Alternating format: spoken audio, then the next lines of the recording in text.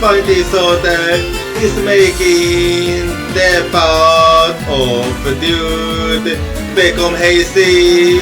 A silver oils in the set overcasing pupils, where solely reflecting the same theme. Even if we stumble, even if we are in youth, let's take off making the mind of a wings.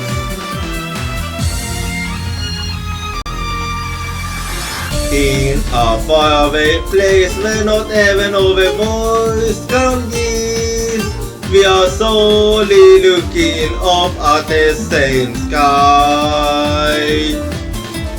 No, I can't finally feel it upon me again. We will meet again. I don't ever need a reason.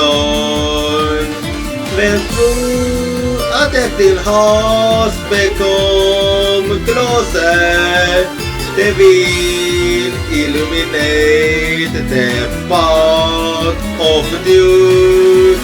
As the yellowest silver oils beast oversays, let's make a nod to the blood dripping from our wounds. Even if we inflict pain, even if we inflict injury, we will not let go of our bond.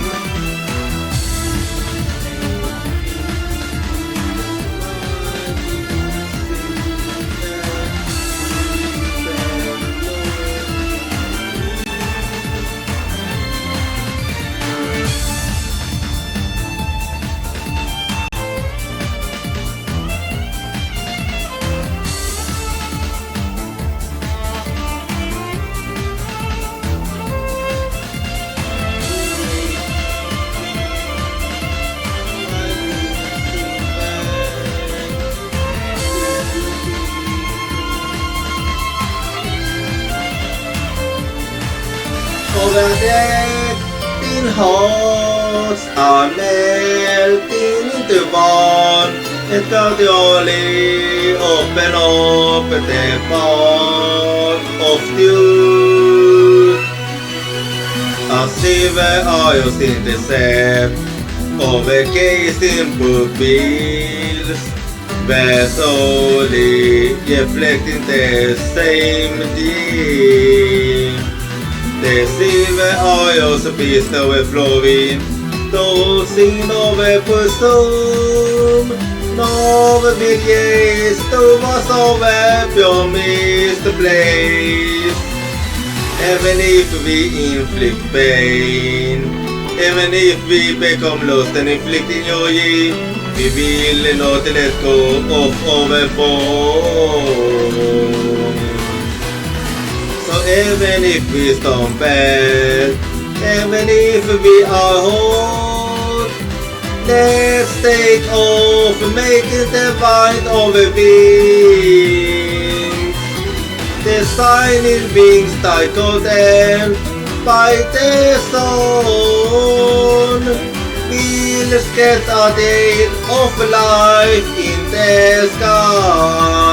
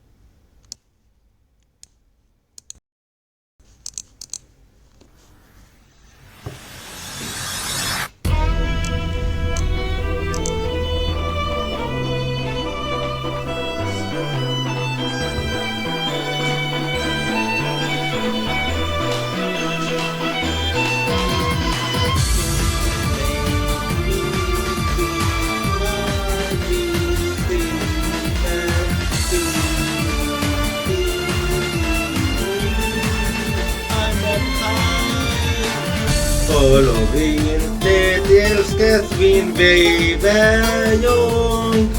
we saw so far as we're looking up at the same sky.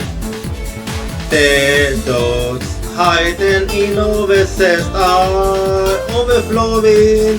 The soul in the sky and down into silvery isles. Over pain of not being able to find this order is making the path of dude become hazy. As silver isles in the sea, overcasing pupils, where slowly reflecting the same theme. Even if we stumble, even if we are in youth, let's take off, making the mind of a wings.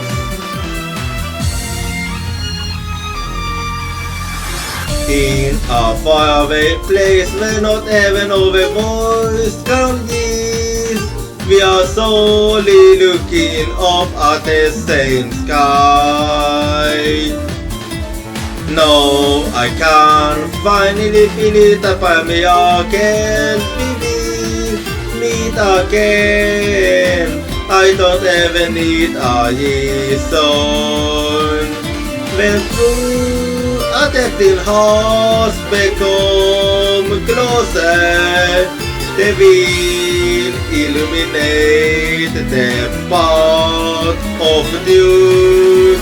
As the earliest silver isles beast overseas, let's make a note to the blood deep in from our wounds. Even if we inflict pain, even if we inflict injury, we will not let go of our bond.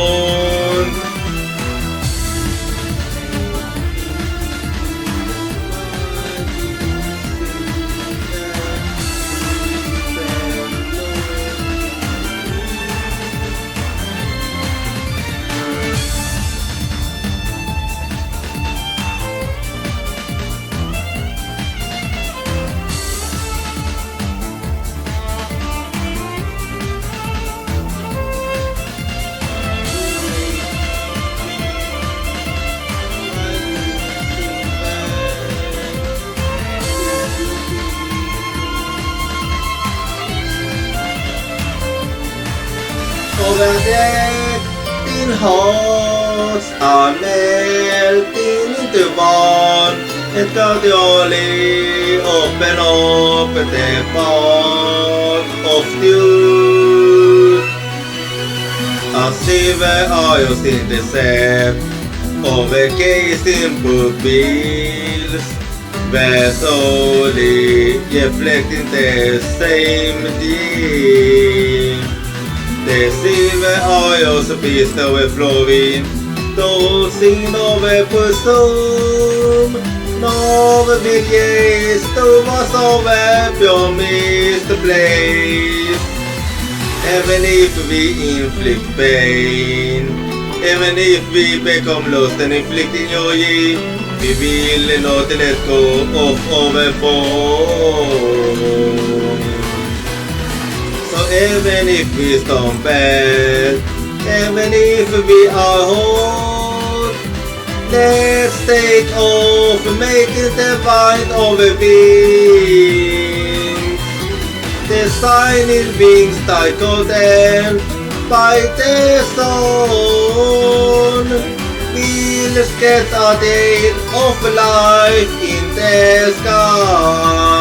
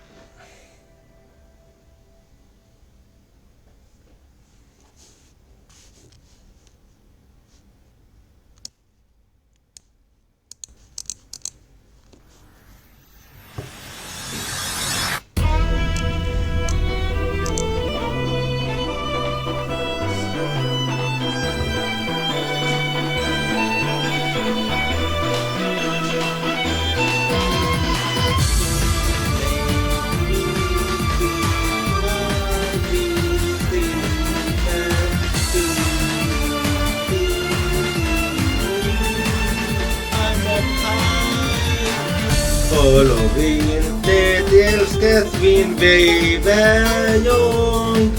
we saw so far and we're looking up at the same sky. The dogs hiding in overcessed are overflowing. The soul in the sky and down into silvery eyes. Over pain of loving April to find this order is making the path of dude become hazy as silver eyes in the sea over casing pupils where slowly reflecting the same theme. Even if we stumble, even if we are in youth, let's take off making the wind over wings.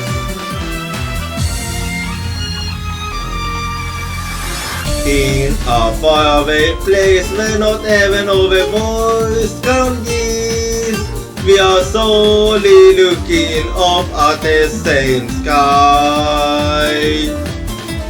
No, I can't finally feel it upon me again. Meet again. I don't ever need a reason. When through a detecting hearts become closer, they will illuminate the path of you. As the yellows the silver eyes, beast overseas. Let's make a note to the blood deep in from our wounds. Even if we inflict pain, even if we inflict injury, we will not let go of our bond.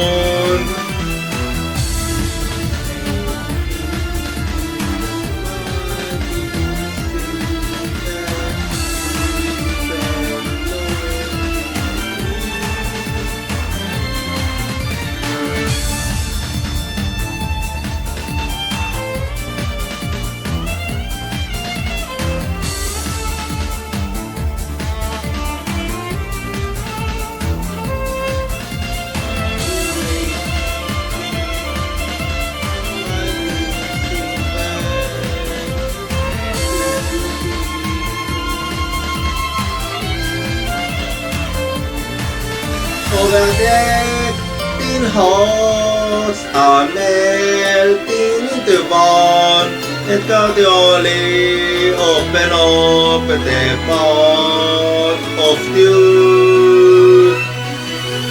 A silver eyes in the sea, overgazing pupils, where slowly reflecting the same dream.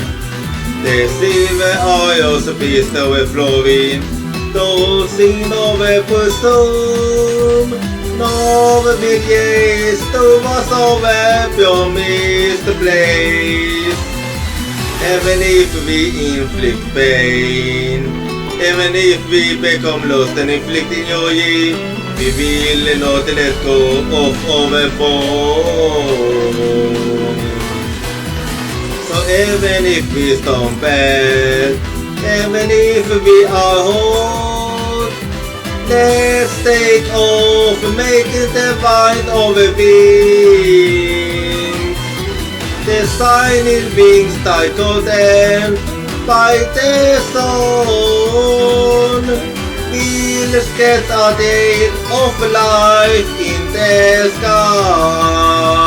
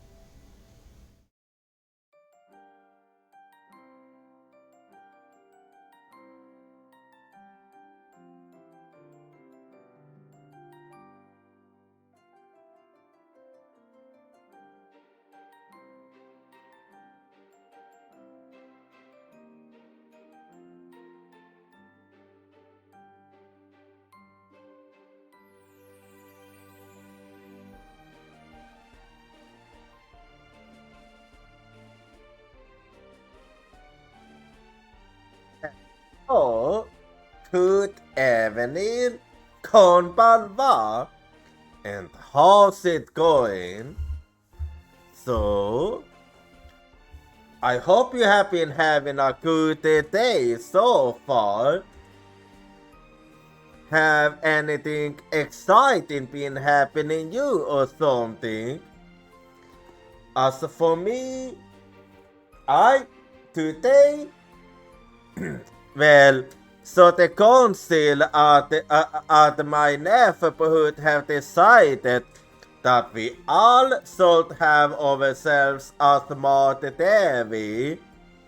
So I just got myself my first, my first ever smart TV, and I actually really like it so far.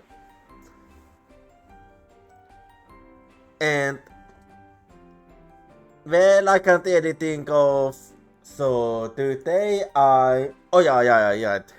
Maybe I should say what we're gonna be playing today.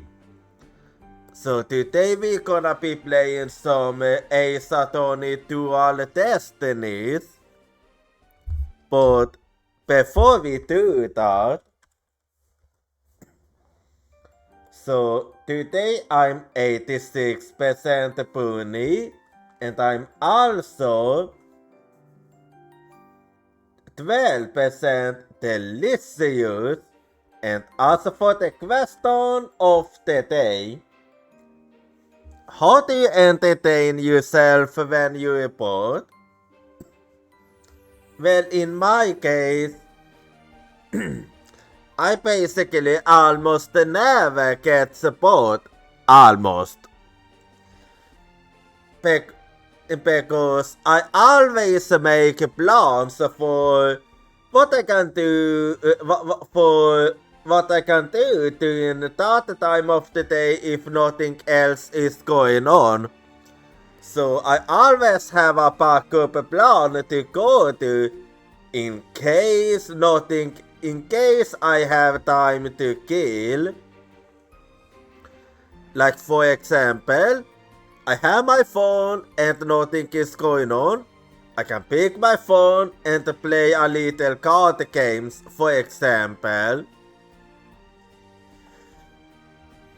So I always have something. So I always have something I can fall back to if nothing's happening. Anyway, well, I can't really think of anything else to talk about here. So let us actually get to game in here. So I'm just gonna change the room quickly. Wait, hang on, did I? Yeah, I did. Anyway, so I'm just gonna change the room quickly here. There we go. And let me launch the game here. Hang on. Okay. So, last time at Ace Attorney Dual Destinies, so did we do some investigation and we might have when we was doing our investigation, we actually got to meet we got to meet Black Quill's old sister, and along with that, we also learned that there's more to Yui Cosmos than meets the eye, and he have told us himself, but he's actually gonna be a witness this time, and then at the end we did Apollo say that he was gonna confront the dude in his own way, but even if we walk different paths, it will all lead to the same dude. So let's get the game in här.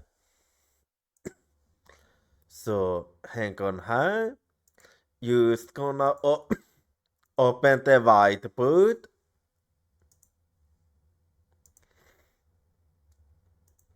And here we go.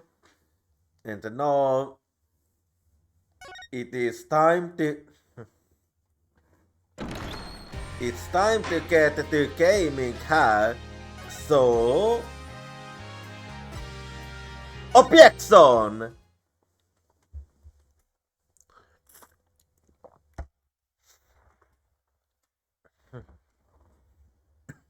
So here we go then.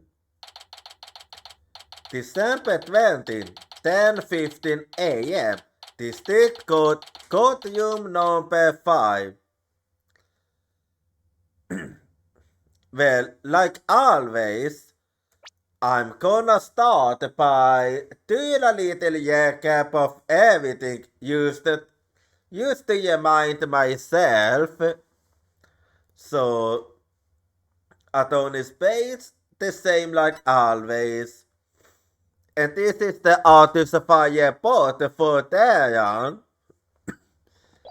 And as you can see here, he died by stabbing, and his body was discovered at the third floor, body in loans in the main building. And this is the diagram for the Space Center. So, as you can see, there is a cell there. There is a cell there on the ground, and the only way to get to the launch spot is from the third floor. And to get to the main building from the launch spot, you have to go to the middle level. And at the launch spot, the only way to go down is by taking the elevator. But the only way to go up is by taking the ladder. And this is the utility knife which was used to kill Theron. And this is the dialogue that you need for the launch spot. And we go, and the Starbucks beans was found on the dialogue. But the only ones that could open it are Joy Cosmos, Starbuck, which is our client, and Dayan, the victim. And even if the power happens to go down, so does it have a backup power? And anyone attempting to take the paint are recorded via the security camera.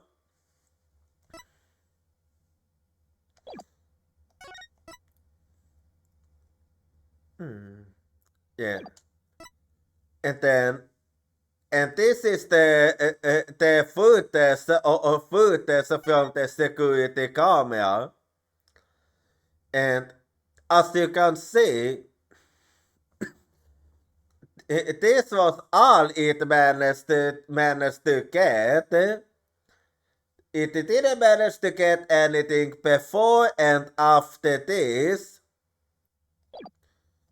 So how you can't tell who's who, but we managed to determine that the one that have fainted hair is actually Starbuck, and the one that's holding him up is Theron. Which means that before that Theron was alive when it was taken, and it was after it was taken that he got killed. And this is the broken oxygen tank that belonged to Theron. So, and there's one thing here that doesn't make sense because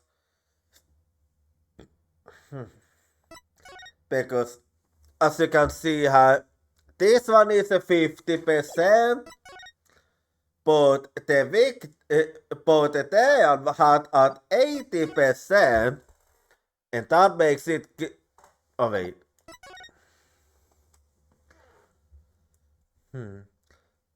Oh wait, my bad. And so this one, when the food was taken, so this we say that see that they had 50% oxygen left, but then it got broken, meaning that it had 0% left.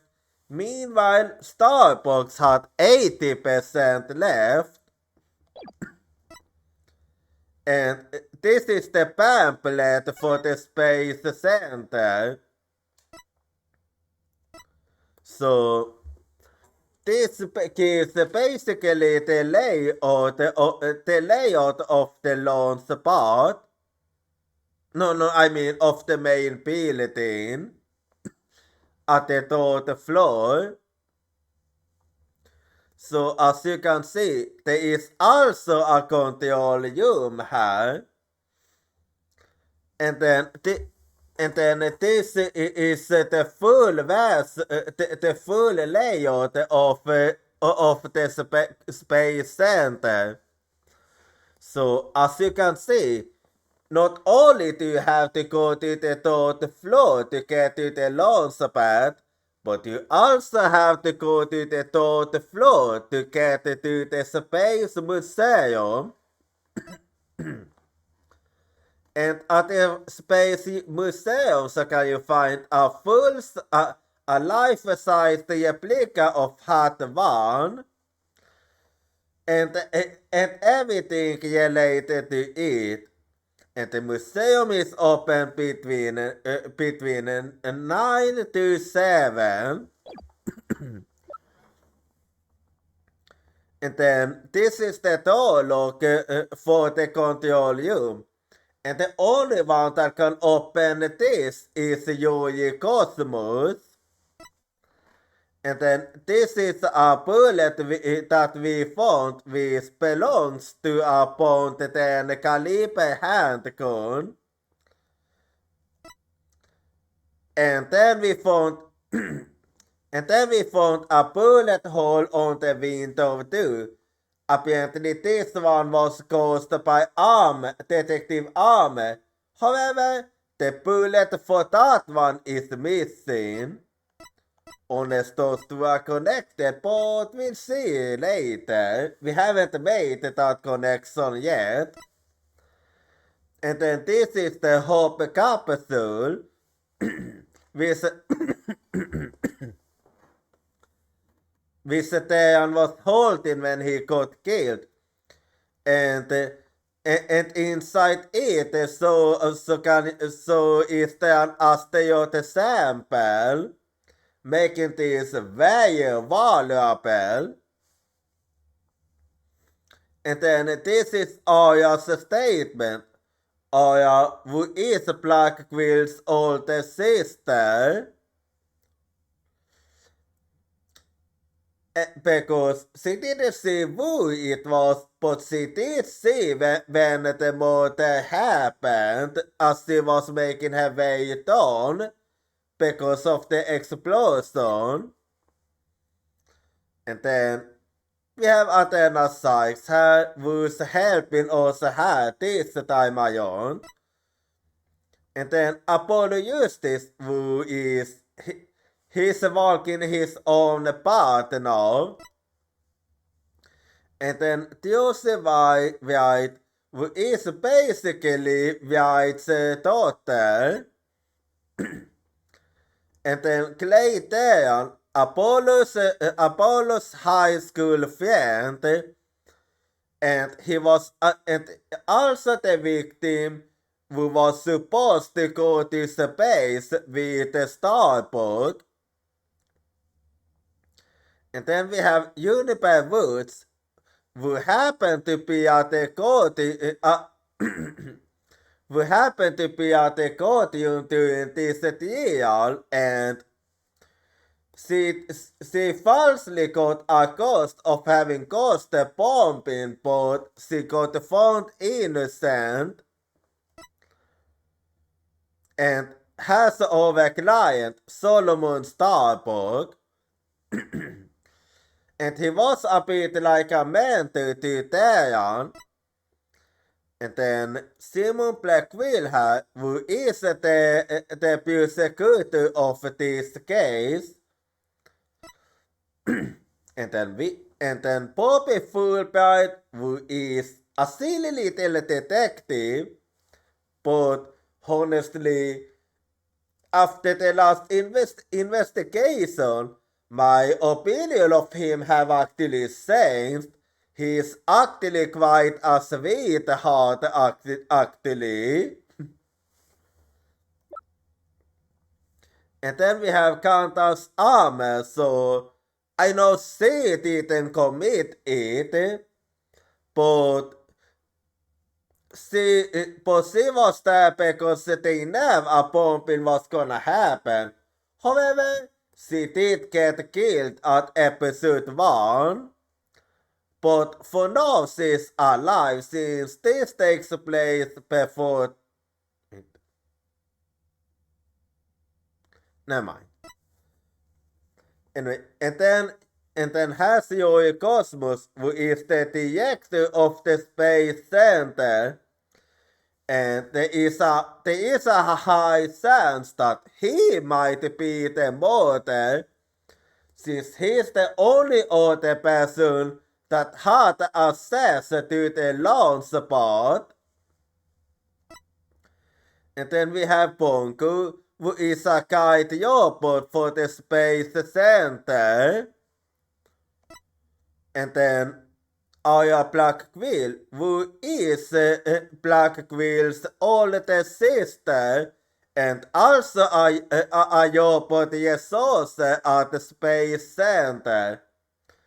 And she really hates the current love system. And then we have Klonku, who is another robot that I have made, albeit she often calls him Hunk of Young. Anyway, and that is all, so let's keep going here. Oh wait, we're going straight. Okay, we're going straight to it, I see. Day 2, got it from in season. Alright.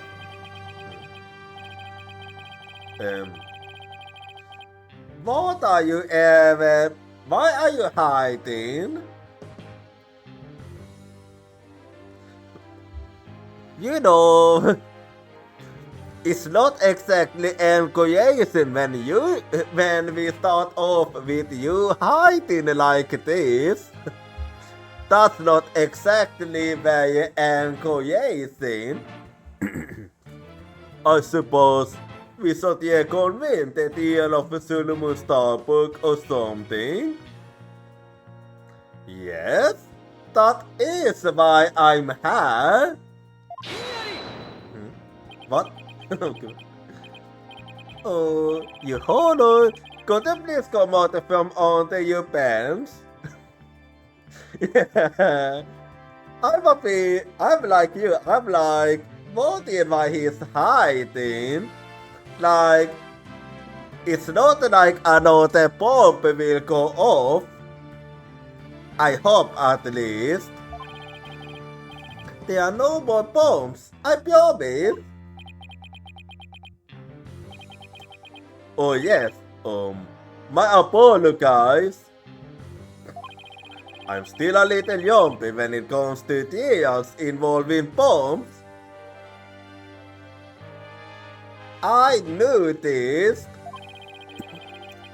I mean, first the courtroom exploded. Yeah, and then we have this case. And then Mr. Tunate self-destructed. Because that's one way of describing what happened to Tunate. Yeah, that's one way to put it. Anyway, it seems that Mr. Eustace was seriously wounded by Mr. Tunate's actions. Yeah, so you, Mr. White, will be taking up the defense? Yes, that is exactly why I'm here.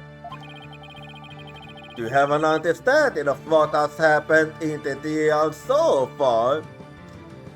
Yeah, I looked at all of you very carefully and then some more, so I have a pretty good understanding here. Yes, Your Honor, the defense is ready. Very well. Is the prosecution also ready?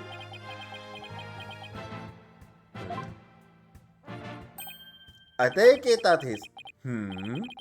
I take it you'd like me to give the opening statement this time. Looks like the yours has become a pretty good mind eater. Yeah, some things never change. Well, he certainly seen more than his fair share of colorful prosecutors. Yeah, Albert, I'm not gonna lie, Black Quill still takes the cake. You could say he's something of a veteran of a sort. Let's see, in the previous part of this deal, we learned that the victim, Clay Terran, escaped from Launch Part 1 carrying the defendant, Solomon Starbuck. There were explosions on the second floor of the Space Center and on the rocket itself. The two astronauts used the Launch Part 1 corridor to reach the port in launch. And how could the victim climb down the ladder if he was carrying the defendant? That was the mystery that needed to be solved. But Mr. Eustace proved that the victim was killed in the port in launch. Yeah, meaning that he could climb down on his own. Prosecutor Blackwell, were you able to discover any new facts related to this point? Upon further investigation, we discovered an oxygen tank fragment in the launch. Surprisingly, it would appear that Justice Stoner's argument was correct. So that means the testimonies of the first two people on the scene are suspect. Exactly. There were two people who claimed to be the first on the scene, but can we duly your statements? Let's see. The two people were Detective Countess Arme and Yui Cosmos, right? You think that one of them might have given a false statement to the police? Yes, it's certainly possible. We might have to do a little more digging. A good chance it was Yui. And just as our team was able to cross-examine Detective Arme, the Codium bombing incident occurred and the deal was put on hold. Yes, and then afterward she was killed by Detonate. That accursed fellow, he killed my witness. He killed Detective Arme. He definitely put the key post on everyone asking her about what she saw. Yeah, so now we only have Yui Cosmos to go for. Exactly. In other words, the question of who killed the victim in the port in launch has once again become the main focus of this deal. It's obvious Prosecutor Blackwell still thinks it was Mr. Starbuck. Fulbright said that Blackwell has a thing against the astronaut. Yeah, and on Ionicali, his older sister who happens to work for the Space Center have a thing against the love system. Nevertheless, the defense argues there was a third person in the loops and thus would kill the victim. To make such reckless claims in a courtroom takes a bold man or a stupid one. There was no third person in the party loans. Are we certain of that? Or have you conducted already? Old man? Old? We'll see what's the total after I told you with my years of experience, little boy.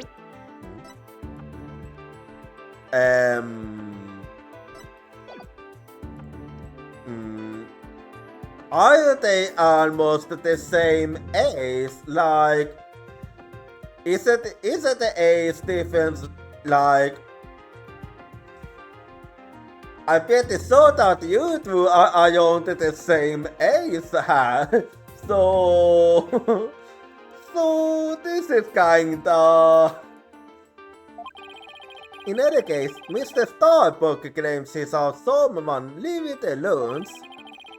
Furthermore, a Space Center employee also saw a suspicious figure at the scene.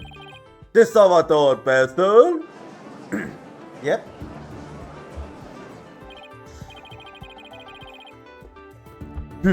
I see my sister has been yawning her mood.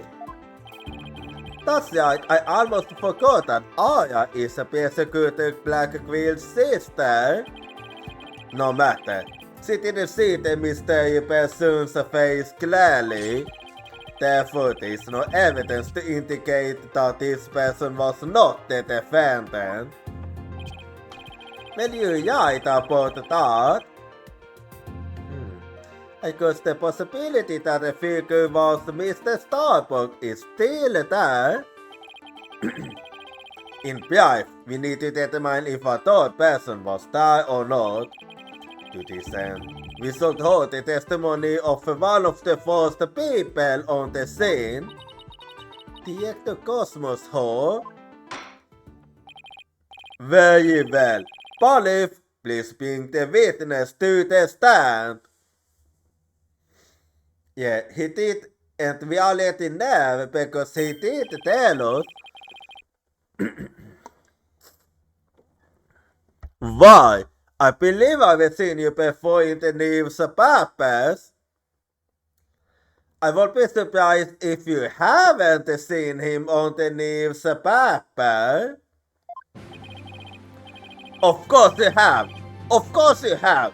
For I am Yui Cosmos, director of the Cosmos Space Center, which was of course named after me, Yui Cosmos. Don't you have anything you wish to ask me? Looks like he's all get up to do some bragging. Yeah, he so loves to brag. 7 years ago, I successfully launched the Hat One, and well then, that got good so.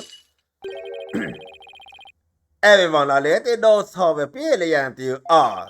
And I am trying to hold back my test at seeing such a great man standing before me. Okay, you really know what he... you're really good at saying things that will make him happy. So could you please proceed directly to your important testimony? Ha ha ha ha! I see this fine young lad has a proper appreciation of greatness. I don't think that's the case, but if you wanna believe that, then go right ahead. Then allow me to begin my epical testimony that will be recorded in the annals of history. Those piece of music with the black wheels used to know. It sounded more to me like he was poking fun at the actor Cosmos. I mean, he kinda was. It's probably for the best that it said right over the director's head. Yeah, otherwise we won't have heard no end to it. Now then, director Cosmos, the condensed version of your illustrious testimony, please. Yeah. Don't make it too long, please. I do wanna get this section over with today, please, so don't go spend hours. Anyway, what I saw what it said. Detective Ahmed and I used to wanted towards the boating loans together. We went via the control room and peeked in from there to see what was going on. We saw a figure standing in the middle of the loans and Dan lying on the floor. I hate to say it, but I can only imagine the standing figure must have been a Starbuck. I see. So in your testimony you claim you arrived on the scene after the two had escaped from the launch bar to the launch, and just after the victim had been killed. Oh, the horror, the humanity! But what I said is what I saw, and what I saw is what I said.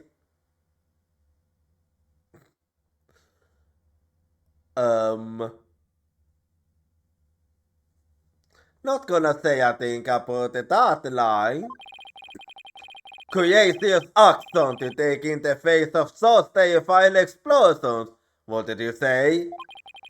To say, my man, I went personally into the epicenter of danger. Risking my own life for this.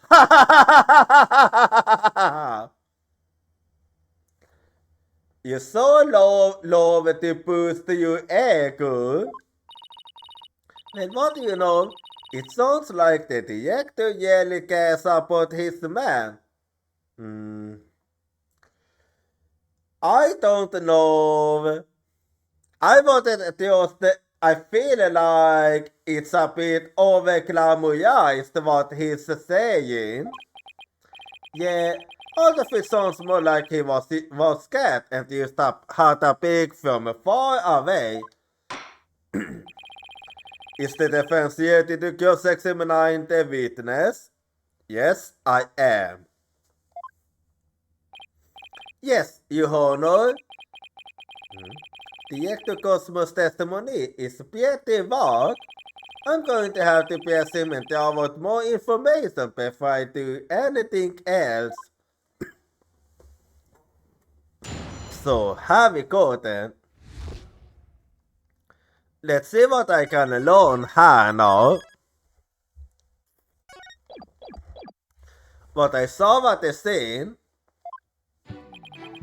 Detective Ahmed and I used to watch the boat in the lounge together. Hold it! Where were you coming from? The 6th floor. We were making so any staircase made the way to the 4th floor. It was then we heard up a Starbuck and down and hurried to the 3rd floor lounge.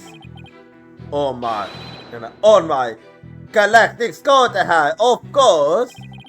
Why do you keep calling it galactic? Does it have something to do with space? Let's not question about the names now.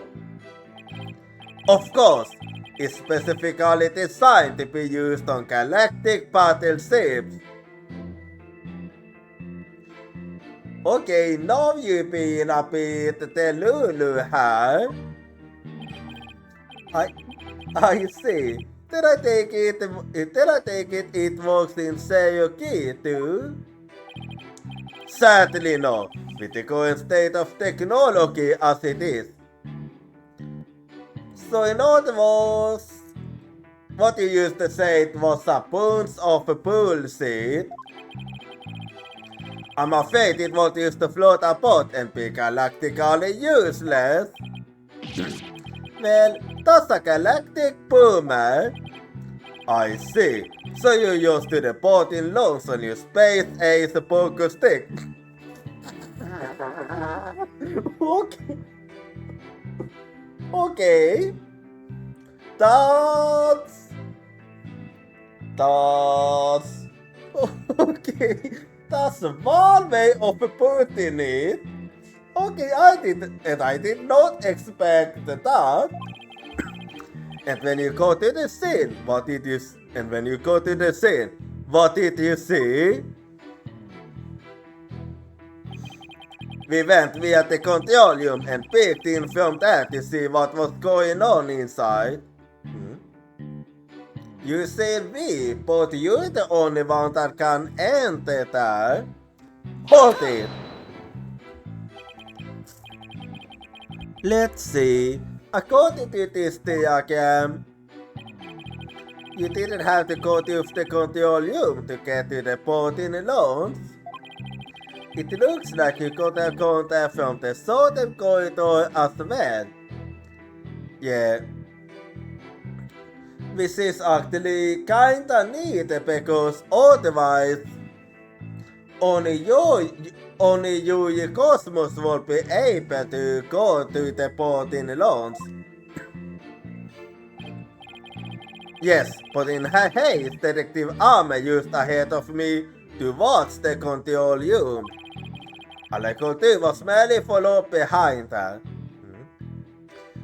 Okay, hang on a second. What you saying right now makes no sense to me. I see.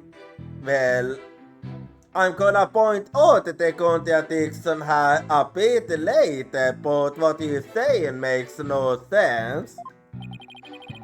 So we peeked into the port in loans from the control room door and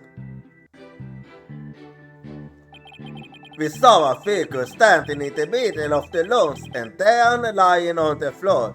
Hold it! So you got to see what the figure was clearly or what they were doing? Sadly, the only thing I could tell was that it was a person standing motionless. The defendant nodded, staring aghast at his feet. What other explanation is there? Ugh, I'm so close, but without evidence, I can't prove that person's the third party. I don't really see this, and I hate to say it, but I can only imagine the standing figure must have been Starbuck. Hold it! Aya Blackwell also saw a suspicious figure in the launch, but she gave the statement that it was too dark to see the person's face clearly. Did you see this figure's face clearly? No, not clearly. So in other words, it's only a speculation. The light they were holding illuminated the area around their feet at the time, but other than that, I could see little else. That's why I could see there, but I couldn't see who the other person was. So for all you know, it might not have been Mr. Starbuck. Is that correct? I would like to believe that. Starbuck isn't the type of man who's capable of murder. When the witness entered the port in the launch, there was no third person there. Isn't that correct? Gate Space Center Director? Yes, that's right. Only Starbuck and Dan were there by that time.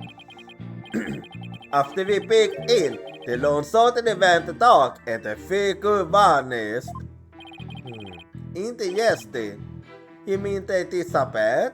Tason. Det gissade fick apeti vanis is because it was the defendant. When the witnesses weren't looking, he fell to the floor and fainted on consciousness. Are you sorry about that?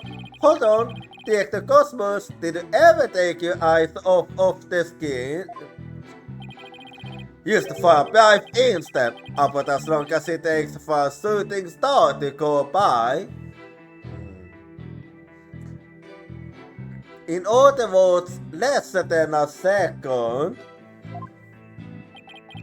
If you took your eyes off the scene, then this third person could have escaped during that time. But what escape route could this person have used? The direction opposite the control room, the southern door to the elevators. The direction opposite to the... Never mind.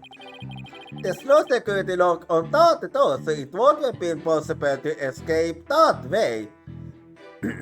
Yeah, it certainly won't.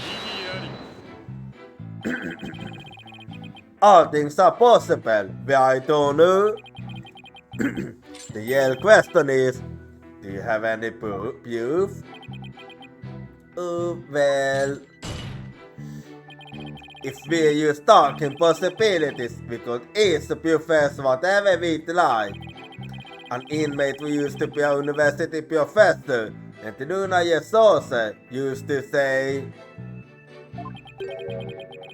that there is a kingdom of little kin men who live onto the surface of the moon. As long as they don't punish us in the name of the said moon for what we were told to eat.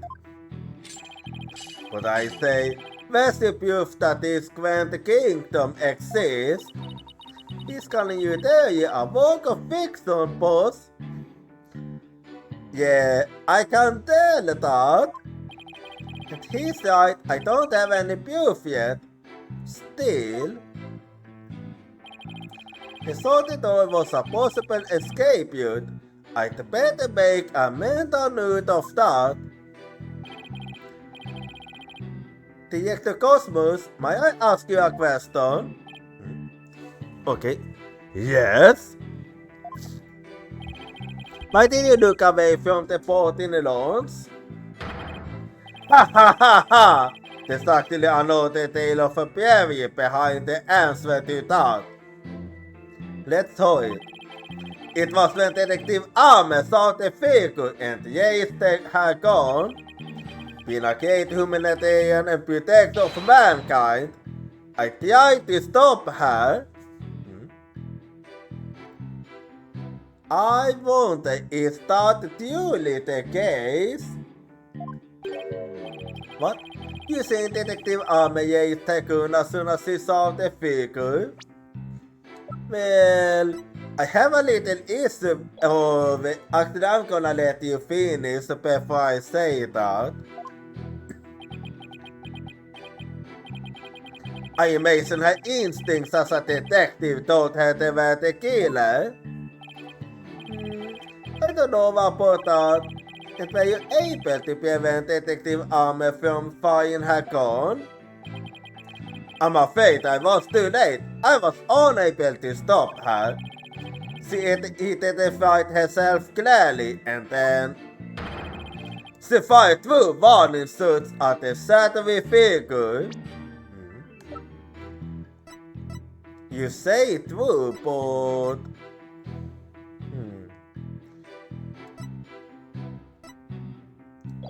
Yeah, I'm not really too sure if that's the case.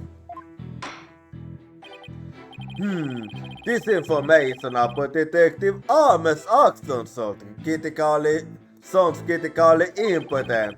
Please add it to your testimony. Detective Arme fired through warning shots at the figure. Hold it! If the lead of test through shots hit the culprit, That is correct. The detective appears to have missed on purpose. But why was he need to fire through as a warning? Normally you only need to fire one. But it's really there's something about this that bothers me. So Detective Arme fired through warning suits, did she? That's the first time that info has come out. What if I can find any inconsistencies? Well, I do have a pretty big issue with that one.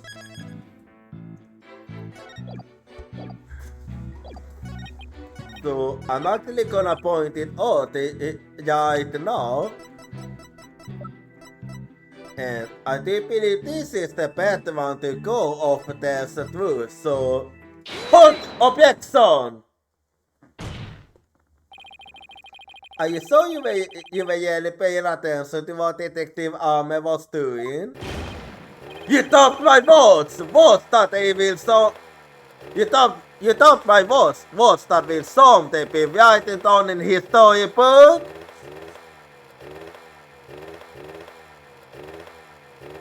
Okay, now that's a really aggressive look. Somehow, I don't think that those exact words will ever be written down in any history books. Mr. White, could you please explain yourself so that we can all understand? A series. You say that the Detective Arme fired through warning suit. And yet, only one bullet hole was ever found at the scene. What? Only one bullet hole means the gun was only fired once. And yet the actor Cosmos is saying Detective Arme fired through suits. Yeah, which doesn't hold. No editor would allow such a glaring contradiction into a history book. Unfortunately for you, the witness words are true. Do you mind clarifying for me? We confirmed that two shots were fired from Detective Arme's gun. How so? But there was only one bullet hole at the scene. Where did the other bullet hole vanish to? Ah! Man, you should know the answer to that already. I sold? Are you talking about this? Don't tell me you're talking about the oxygen tank. Or are you perhaps talking about this one? I sold? Okay, you was talking about that one. During the previous deal, a certain oxygen tank was presented as evidence. We already discussed that it was used in the loans, have we not? Yeah, that we did.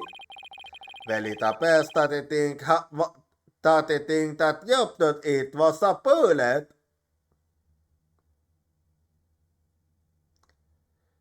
Okay. There we go. Of a small victory. Very used like that.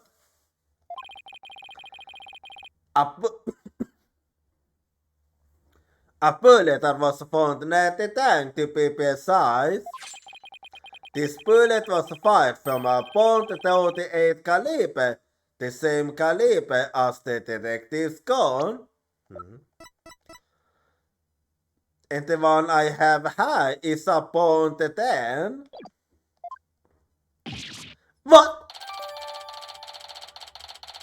Oxygen tank data. The victim's oxygen tank was struck by a bullet. Oxygen tank data updated in the code record.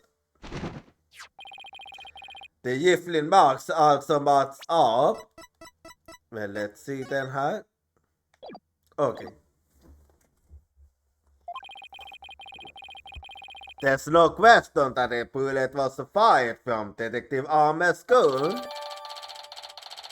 Bullet from Armer's gun. The bullet found near the victim's oxygen tank. It was fired from a .38 caliber handgun. Bullet from Armer's gun. Added to the court record. Giflin marks. Giflin marks. They like a cones of fingerprints on a bullet. Yeah. And then, so let's see how then. Examining the Giflin marks on a bullet can tell us the gun it was fired from. The model of it at least. One of the bullets the detective fired found its way into the holographic image display. The other bullet came to a stop near the victim's oxygen tank. The evidence confirms the detective's statement that the detective fired through shots. So, my beautiful contradiction, gone, all gone. So that bullet hole was a .38 caliber hole. I'd better update the record. Bullet hole. The only bullet hole found in the body loss. It was made by a bullet fired from a .38 caliber gun. Bullet hole updated in the court record. Very good. Now we know the fate of a part of the shots Detective Armer fired. Well, let's see. Alright. Mr. White, to start clear up all of your questions. Detective Armer fired two warning shots. One hit the holographic display and the other hit the oxygen tank.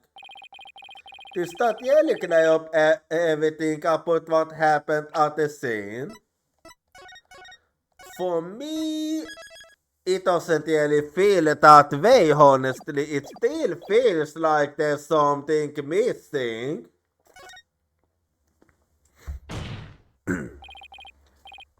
No, Your Honor, it doesn't.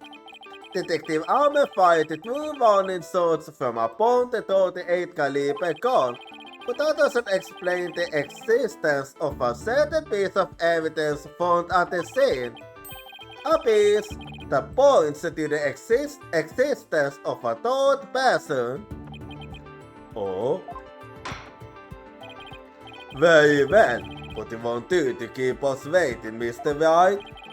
What piece of evidence suggests the possibility of a third person at the scene? I do believe it is this bullet that we also found, so take that! And what is this metal pellet supposed to be? Just a little something of great importance we found at this crime scene, Your Honor. You found it where? At the crime scene. In a floor cutter at the crime scene. It looks like the police and prosecution both missed it. Furthermore, this is a .10 caliber bullet, making it more smaller than one of Detective Armer's .38 calibers.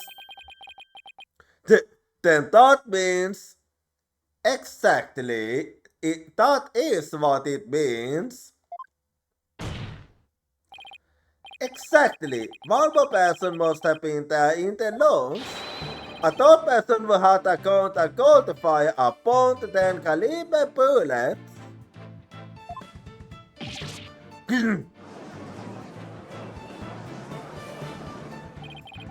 Yeah, and if that's true, it explains why Detective Armer fired warning shots. Yeah, it was actually meant for the one that had the other gun. This third person fighter detective Abe gick till Cosmos with their gun. And in return, the detective fight had one in suit. Isn't that how it really went down, Detective Cosmos? Ha ha ha ha! It looks like you've introduced my miraculous tale of survival. So, why didn't you tell us yourself exactly? Yes, you're absolutely correct. The mysterious person fired upon us. What's this now? And you don't think that was important to tell us? What? You never created a word of any of this to me before? Ha ha ha ha! Well, all cavemen have a secret or truth, don't you know? Foolish thought ye, sir. So the Cosmos really has been hiding the presence of a third person all along. Yeah, and that's actually gonna change everything. To overfavor the Ectocosmos, I wanted to testify to the court about what you really saw.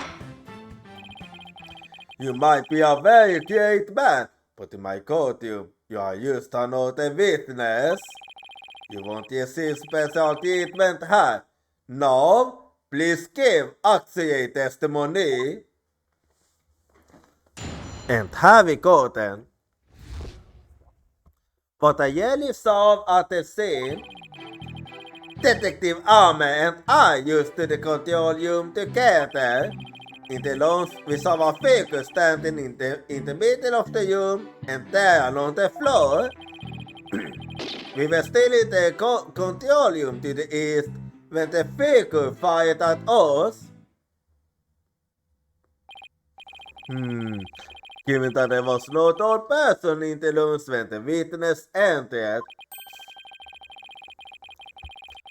does this mean that the person who fired the gun had to have been the defendant? Nah, not necessarily. It's still possible that it was someone else. Most likely, as soon as Detective Arme and Detective Cosmos discovered this person, they escaped through the solid door, the one that didn't have a security lock. Yeah, it is very possible. Double-edged swords are a tricky load. Miss Sandoval, and it is you who is got down. Yeah? You usually could apply if a space ball were the killer as well. Think about it. After being discovered, he could have fired a .10 caliber gun. Detective Arme would be responded by firing through warning suits. All he had to do was feign unconsciousness to invent the possibility of a third person. But Mr. Starbucks didn't have a gun in his possession when he was found by police. Nor has the gun been found at the crime scene. Its absence can only be explained if there was a third party who took it with them. You got the existence of a dress suit in the boat in the lounge. The defendant could have simply thrown the gun down the chute. But you can't deny the possibility of a third person leaving with a weapon. It's up to you to prove that possibility. And I trust you haven't forgotten my little piece of decisive evidence. Okay. What evidence? Why, the detonator switch that was found in Mr. Starbuck's pocket, naturally. Say what? The most compelling evidence of all that tells us he is the culprit. I did forget all about that. Me too, to be honest. Look, you partners, how deliriously obvious it is that I lack the evidence to give all mine. So he sliced off it open to Jeepos and sold it to us, just like that. Yes, well, I have a question of my own actually. What do you wanna ask? That bullet that the mysterious figure shot, what did it hit exactly? It hit me. So to start with you, ghost? I mean, it is possible to get hit by a gun and to survive, you know. I was wondering when you would realize it, you partners. The Ectocosmos is an authentic bona fide ghost. He can even pass through walls. What the actual fuck?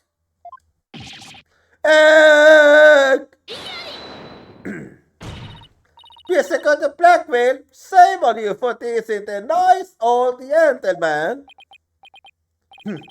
You partners, it was Arnin, yes. Please stop yourself again. I swear. Are you sure? In that case. How did you manage to survive being shot, the Ectocosmos? Ha ha ha ha! I'm glad you asked! It was a miracle! A miracle befitting a great history-making figure such as myself! The bullet hit my glorious medal of honor, whereby it requisited, thus saving my life. What?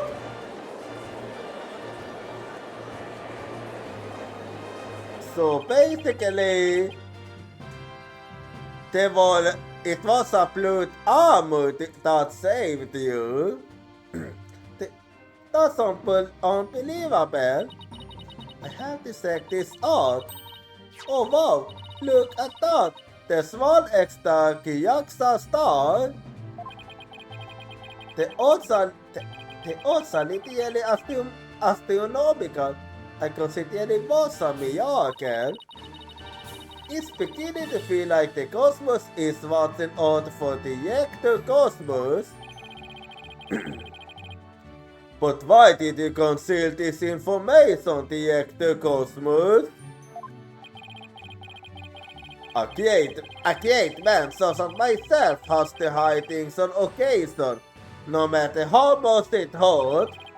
It is the plight of the truly great. It might be hard for this generation to understand.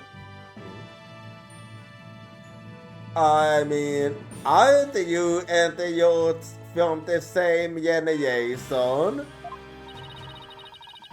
I don't know, but it sounds sufficient to me. What else is he hiding?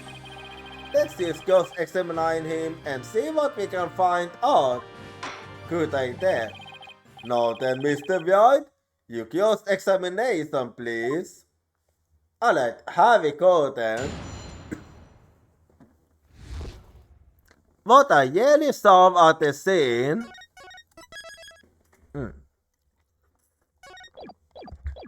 Have we go then? Detective Ahmed and I used to the control room together. Hold it!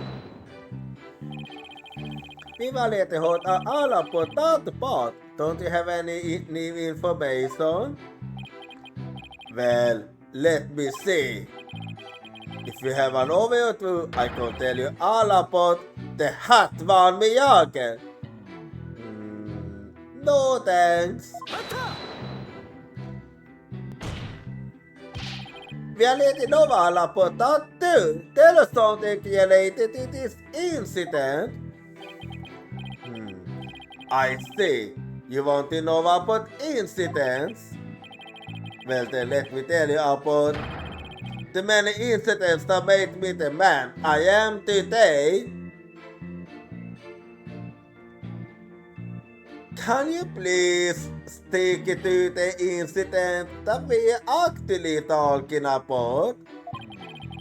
Yes, if you have the time, I will tell you all about the upbringing of this great man. You will tell us all about that as well. What we need now is your testimony.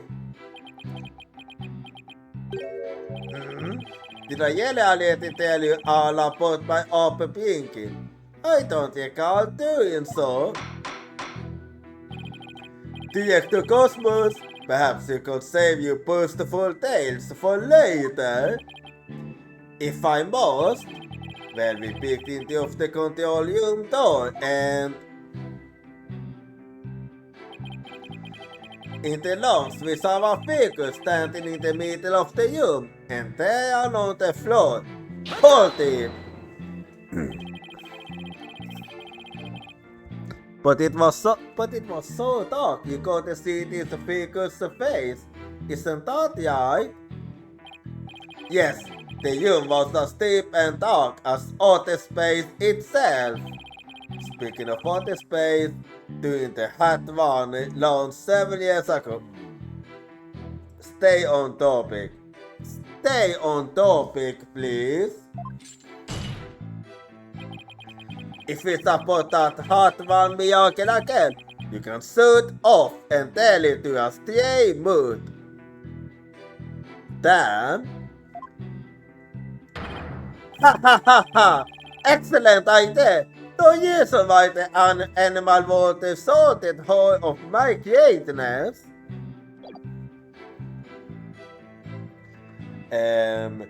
He was insulting you. Hello. And so they said, but first your testimony. What happened next? We were still in the control room to the east when the figure fired at us. Holding. So in other words, you were fired at while you were at the control room door? Is that even possible?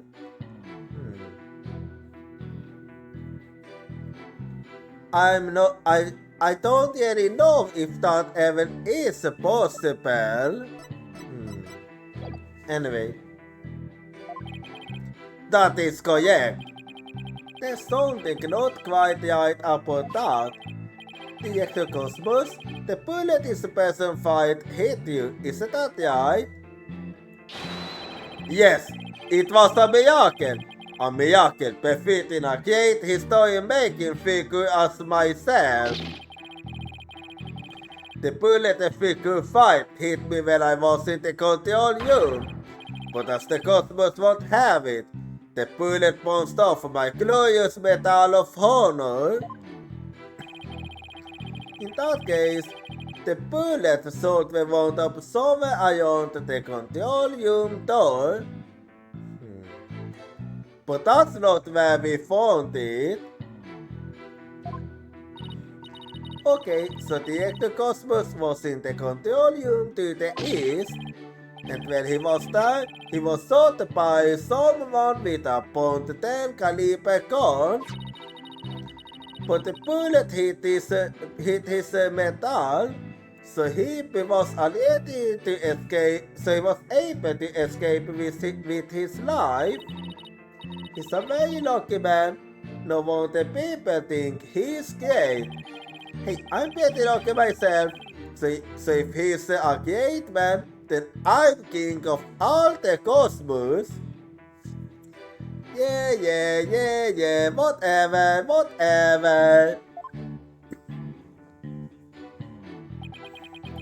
Anyway, I do kind of have an issue with that last statement of yours. So, there are two things I can. So, it's either this one I wanna point out, or the other one I. Well, I'll start with this one. So,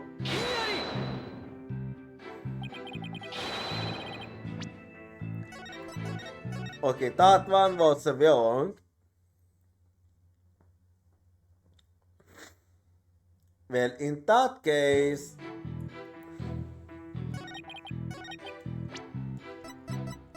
since not that one, let's actually go for. Oh. Oh. Oh. I see. Okay, both of them was wrong. That saying says things.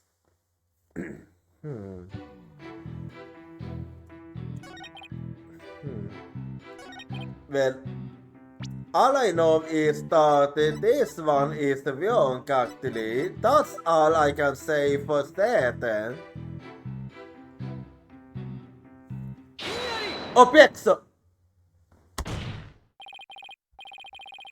Wait, seriously? I don't like when they came to stuff when the evidence is exactly the same as the last one. I was like, no way it could be this one, but it was that one. Anyway, Director Cosmos, I believe you are telling this gate code a glorious lie. A great man like me tell a lie? Have you ever heard of such a thing in all of history? You won't be surprised at how many times I have actually. There are lots of great men that have lied in the history books. You won't be surprised. My accusation is based on the positions of the people who were in the loans. According to your testimony, you and Detective Armer were at the control room door, and the mysterious figure was standing in the middle of the boarding loans. If, as you say, the figure fired a gun at you from this position, then the bullet would have traveled in this direction, northeast. However, we found a .10 caliber bullet here in the southern wall. Oh! This trajectory where the bullet was actually found contacting each other. The Cosmos, where were you really when you were being shot at? God! Ladies and gentlemen, I present to you the human merry-go-round. Yeah, let's hope he doesn't ruin it from that. Yeah, but is it wrong? Don't tell me you were forgotten. Don't tell me you were forgotten already. Did the witness himself just tell you? The bullet hit his metal. Yeah, I'm not gonna deny that, but that still doesn't explain it. Of this, there is no mistake. But in that case, the bullet should have been found at the east side of the room. Are you trying to say that you can explain this inconsistency? Of course. Fuck. Fuck. Fuck. You actually can? Fuck! I didn't think. What?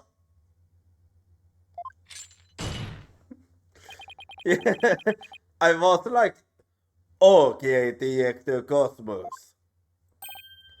Yes! Is there something you'd like me to expound upon? You were in fact not in the Controlium to the east, were you? You were looking into the lungs from the door to the south. Is that not right? Pew. That basically means that he had been lying all this time, if that's the case.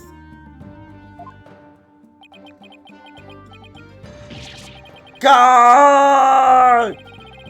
What are you getting at?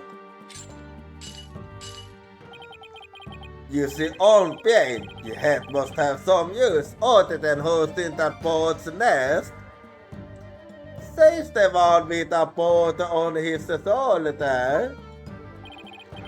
Bird's nest? Why does everyone pick on my heart? The Cosmos and the detective witnessed the scene from the southern door. The killer fired at them from there. The killer fired at them there, and that is why the bullet was found in the south.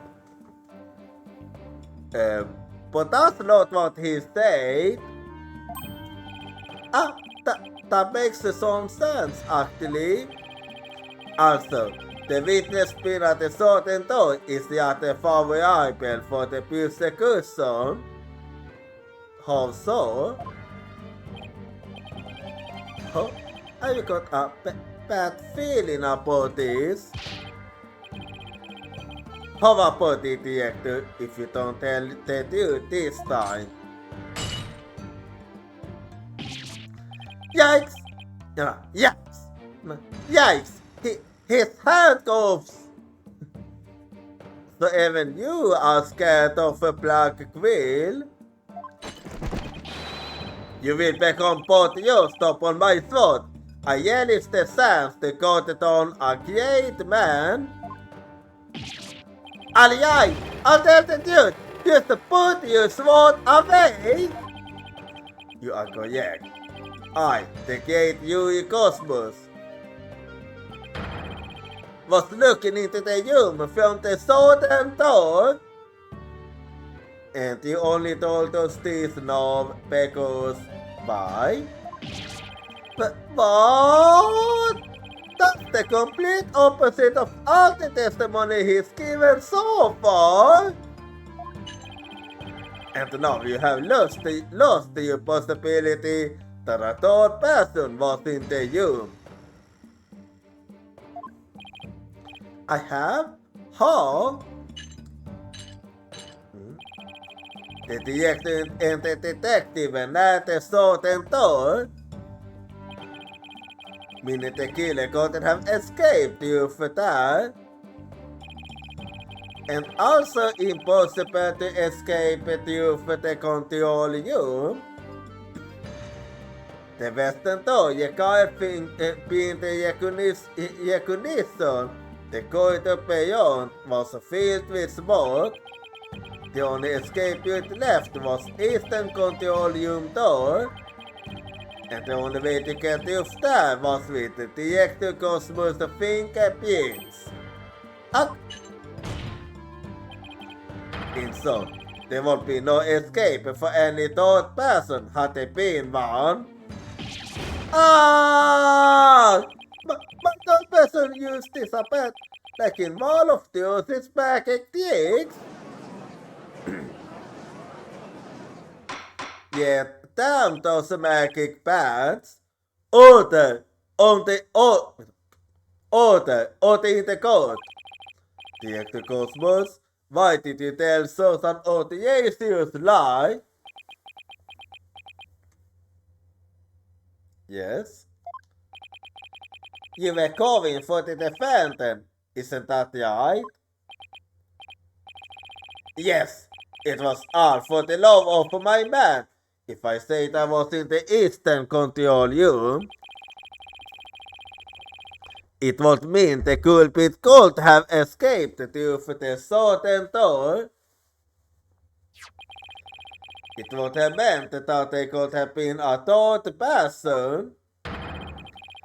All I wanted to do was to protect the Starbuck.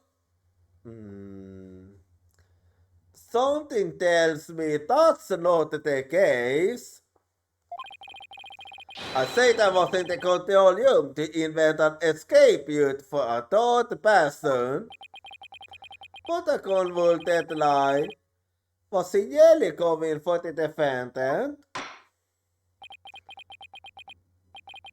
It looks like we will come to a conclusion that the defense argument, the possibility of a third person has crumbled.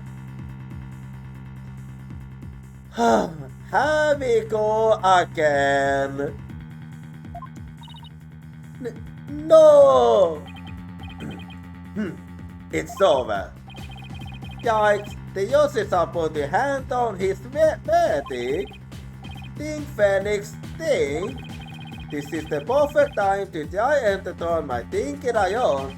If a third person had no way of escaping the scene, then what if one of the people at the scene was this third person?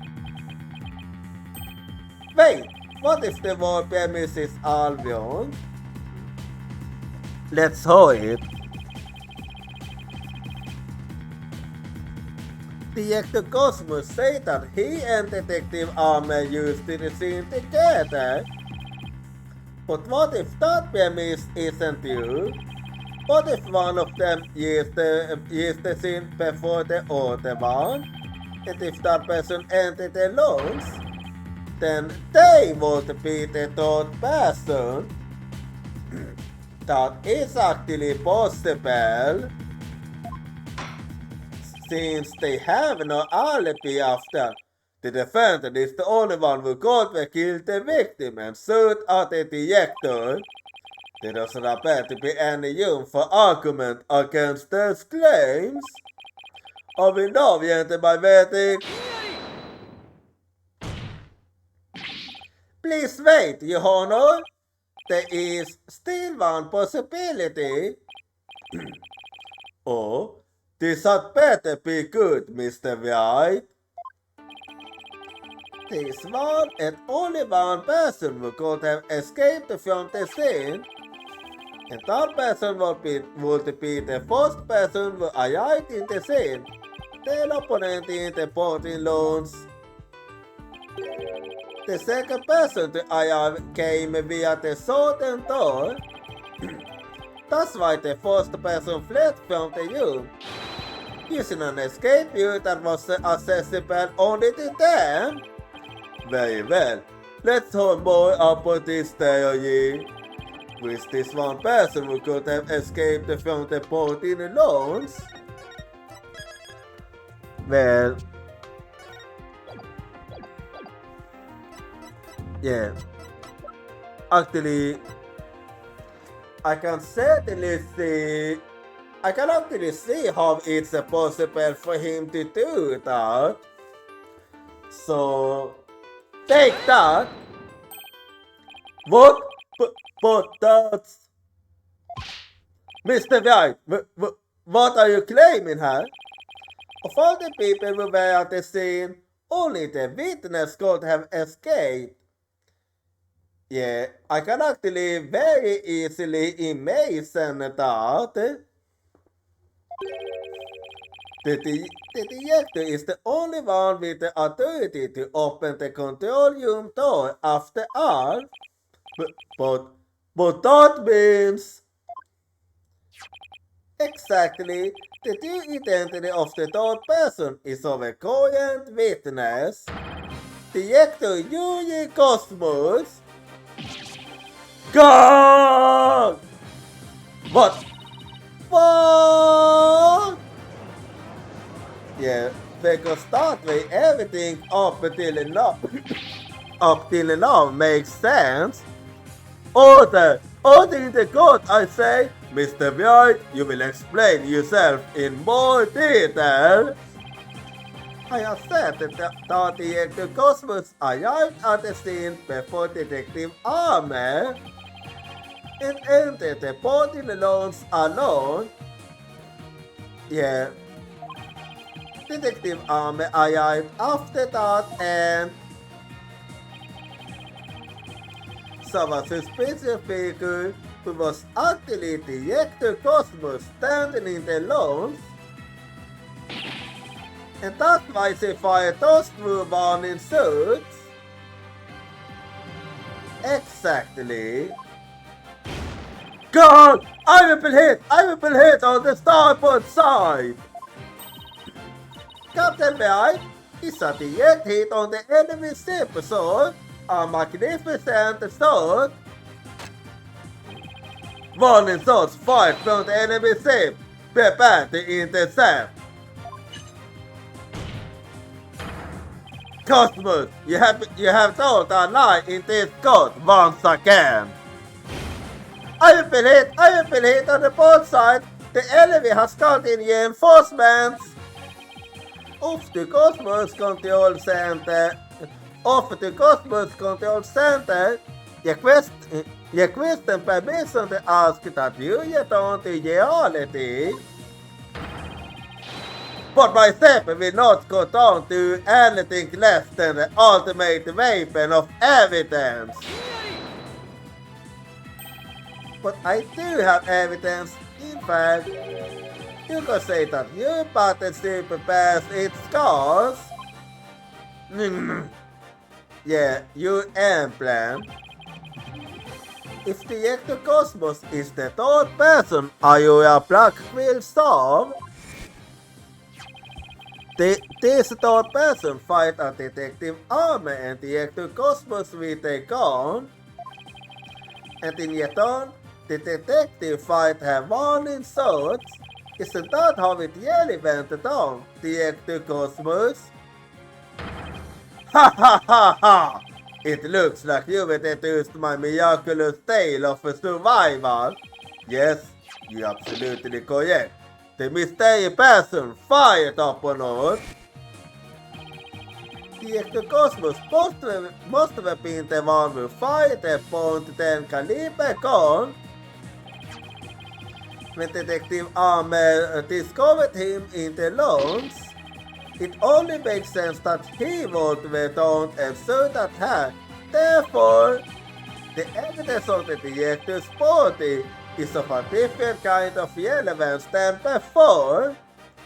Yeah, and that's actually gonna help us. Once we compare it against another piece of evidence, the marketing receipt from the third party will be all the proof we need to prove that you were the one there in the lounge. Ooh! Praise for footage impact! Comparison against this piece of evidence will prove that you were the one in the lounge.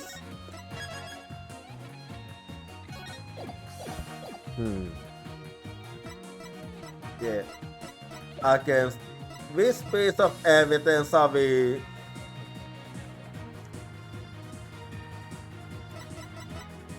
Let's see. Well, I can't really take a look, so all I can do is assume it's this one. We'll see what happens. I'm not really confident, but take that!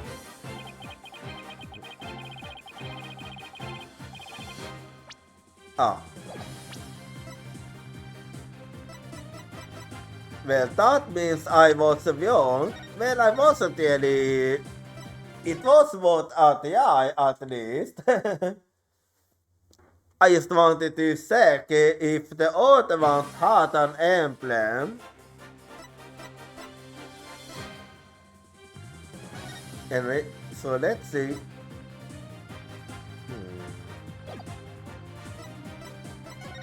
So what is it I want to look at?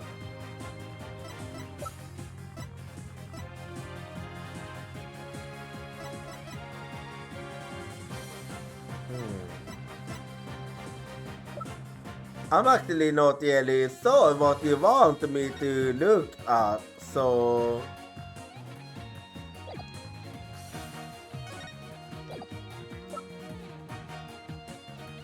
Well... What I can think... I'm gonna start with this one, so... Take that! And I was wrong. Well, if that's not the one, then the other one I can think of is this.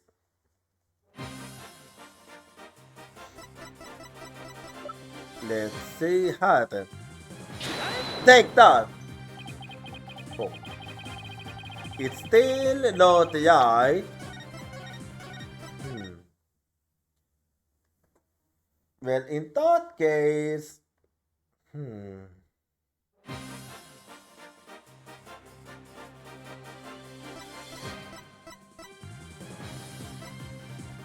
Well... How about this then? Take that! Oh. Well...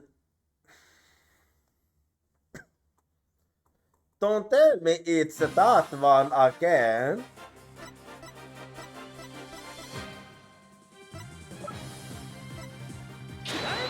Take that! Okay, this time it wasn't. Well, it could have been the same thing 3 times, but it wasn't.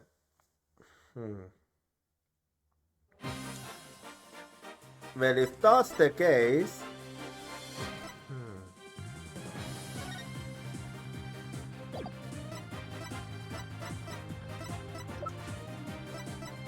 Well then...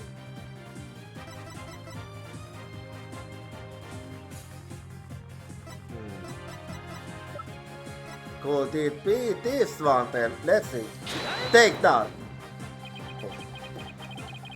Okay. Have we go again? I'm an expert at getting stuck.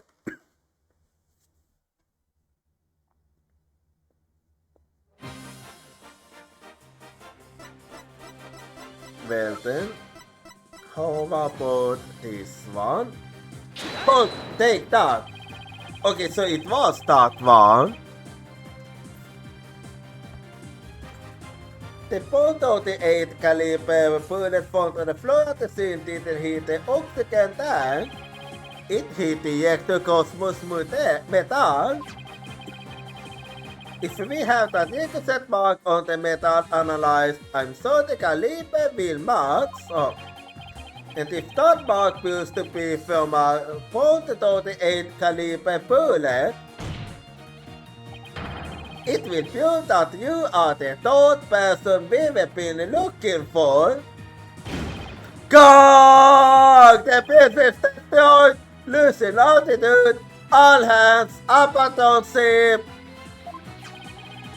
If that's true, then what about the bullet that hit the oxygen tank? It was the .10 caliber gun. In other words, it was the bullet. It was the bullet fired by Yuri Cosmos. Isn't that right, Director? No! You got it all wrong! What? The engines have started again? It's a miracle! I'm not going down yet! So, are you telling me that it was wrong? Witness! Stop this at once and confess the truth! If you don't want the history books to say that a great man was a great liar, then accept your fate and tell the truth. Are you giving me orders? Me? The great director of the Cosmos Space Center? God! But the Cosmos have also hired me!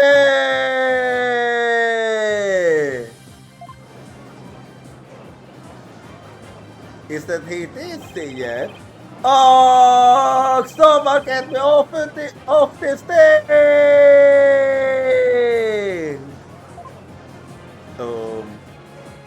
Okay. Order in the court, and will someone please stop the witness from spinning? Yeah, I think he's supposed to boom it actually.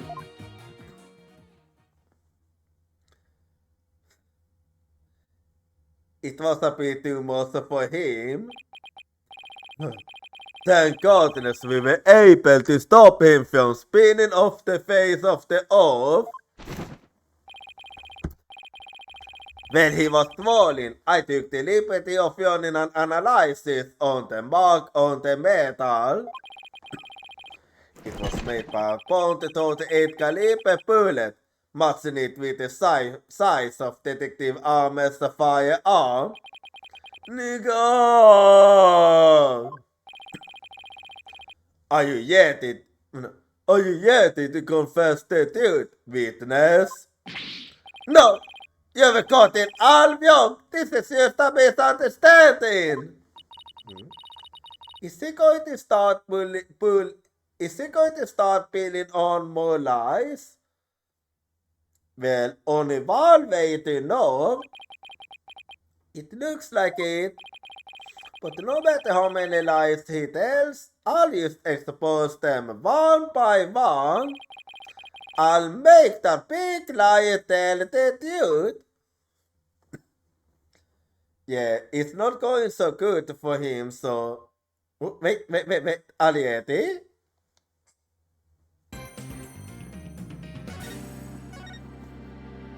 Well...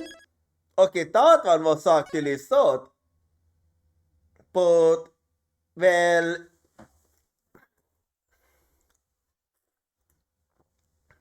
I have no reason to stop, so I do believe I wanna keep going here. So let's actually do that. Yeah, I do wanna continue. Director Cosmos, a new possibility has been presented by the defense. They are claiming that you were this third person. Oh, forgive me, I'm so sorry. So the great pioneer of space development is revealed to be used another fabulous school. I only have one question for the likes of you.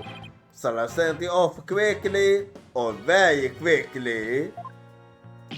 Ah! The evidence doesn't lie, Director Cosmos, so don't try to talk your way out of this. Fine, I'll tell the truth. It's all just as you say, Mr. White. It's true that I was there in the boat in alone. I got there before Detective Armer, and when she arrived, she fired warning shots at me. I was afraid people would mistake me for the killer, so I escaped to the control room. Is that really the case? I then went past the elevators and all the way around to board in the lone swan again. I came up behind Detective Armer and pretended to be the second on the scene. So this opens the possibility of you actually being the killer now. What a troublesome old man you are, with such convoluted deeds and thoughts. I see. So then, are you still insisting that you did not kill the victim? Of course I am. When I arrived at the lone salon, I started to kill her. The great Yuri Cosmos was a history-making witness. Really no. Don't hold on just one moment. We just built a few minutes ago. 33% of Mr. Starbuck and Mrs. Iowa Black Wilson was you. No, it wasn't me. I saw the person as well. If I were the killer, why would I lie to cover for Starbuck? I would just leave him to take the fall. That is an excellent point. Well, maybe he maybe have another reason. All I wanted to do was protect Starboard. I said I was in the control room to invent an escape route for a third person. I'm gonna be honest, I'm not really buying that. Well, it makes some sense if he told those lies to cover for Mr. Starboard. Still, a lie's a lie, Athena. So Director Cosmos claims he's not a culprit, but where's the proof? I just remembered. I have an alibi. And you only remember this now. Mr. Black Quill said that she saw the killer at 10 a.m., right? Yes, and? Well, I was on the 4th floor helping with the evacuation effort. Ask any member of the staff if you'd like. They'll corroborate me. The director is not a thief into the court for once. I confirm that he has an alibi for the time specified. So, you claiming that Mr. Blackwell saw the killer committed the crime first at 10 a.m. and that you arrived at the launch after that? Yes, and I believe the person I saw is the same is the same person that Mrs. Blackwell saw. Although it was pitch black, so it was more of a shadowy figure and less of a person. And I couldn't actually see the face. But it was definitely the silhouette of an offline. As long as he has an alibi, we can't very well claim Director Cosmos was the killer. No, we can't. Then again, maybe we don't need to yet. I wonder if he was really coming for Mr. Starbuck. Your Honor, the first moves to have the director testify upon the person he saw. Very well. Director Cosmos, your testimony, please. Well, we are about to get yet another testimony, but before we get that, so yet another art break is coming up. So be right back and see you in 3 minutes. I can't hold your voice crying for me, it's crying out my name.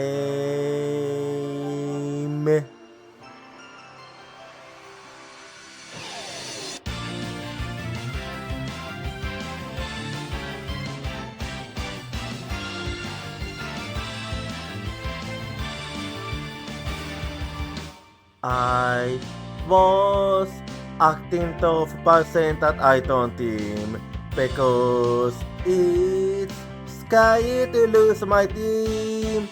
I have a feeling that by abandoning my team, I'll be able to make up for something else. Tuesday is the determination to chase after intangible things like wishes or love. I can hold a voice crying for me, stand up and fight. Don't deceive yourself. Cry for you in order to answer your voice, I know jag åt your name.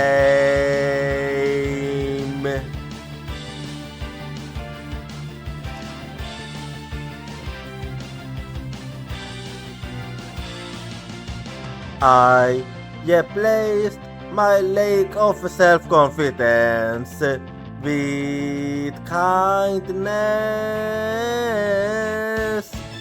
I have a feeling that by giving up, I'll be able to stop hurting others. When we completely accept our pain and hardship and start to understand each other, you stand will be born. I can hold a voice crying for me, don't yawn away. I will hold you everything tightly, cry for you, wanting to answer your voice. I know cry out your name.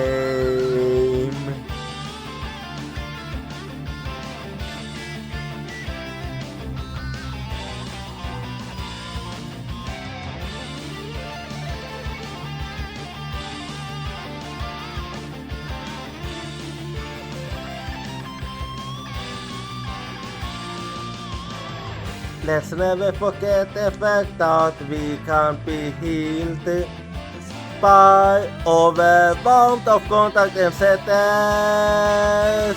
I'm holding your voice, crying for me, it's crying out my name. Cry for you in order to answer your voice, I know.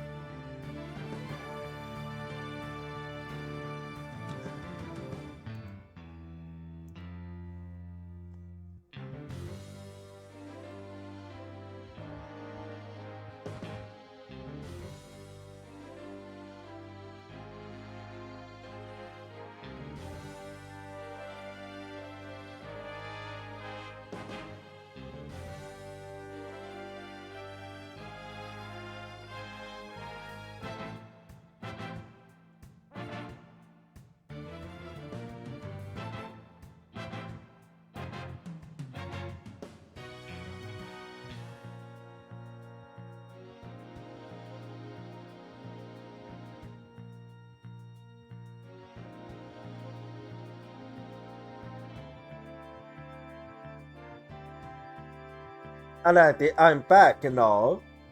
So I'm gonna keep going here now. And also, hello to you, Luciella. Always appreciated to see you here. Anyway,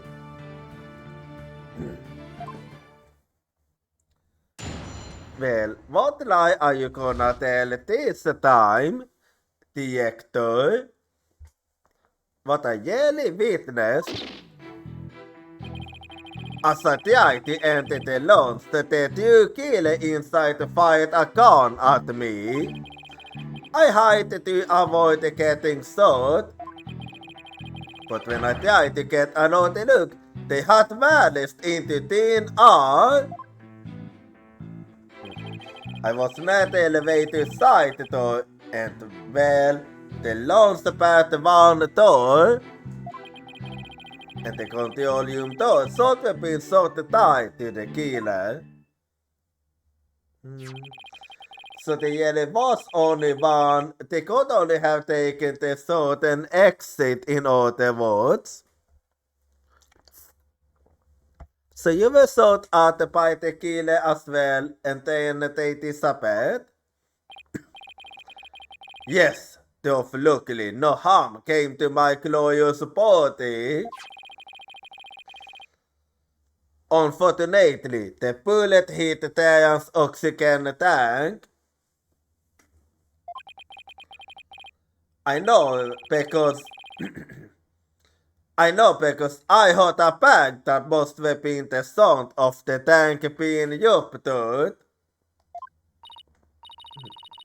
Wait, but I thought the bullet hit his metal. Well, the one that armor fight hit him, but not the other one. That was Detective Armer's bullet, you remember? Yeah, what a mess this is turning into. So let's see. Detective Cosmos is claiming that when he found Mr. Dan at his killer, the culprit shot a .10 caliber bullet at him. Yeah, but it actually hit Mr. Theo's oxygen tank and ruptured it. And then the killer disappeared and the detective went into the boating lounge. When Detective Armer got up and fired those warning shots at him, judging by his metal, it looks like one of them almost took him out too. Good summary, but that doesn't explain where Mr. Killer went. Where you do? Detective Cosmos, I was wondering if you could elaborate on when the figure disappeared. I must say to admit I tried to hide myself when I was shot at, but when I peeped back into the logs, the yellow killer was gone. I used into the logs straight away to investigate. But what I found was Stan with a knife in his chest and Starbuck out cold on the floor. So we have a culprit who vanished from a scene that had no escape route. Yeah, a locked room murder in that case. Vanished without a trace is still like one of the great mysteries of the cosmos.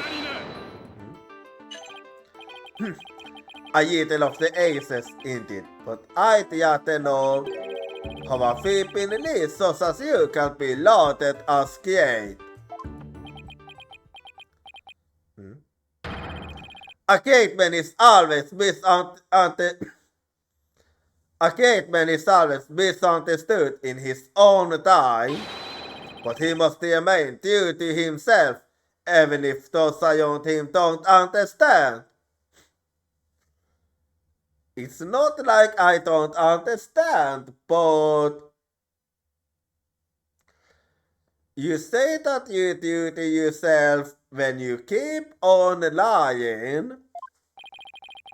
Well, that might be the first true statement he said all day.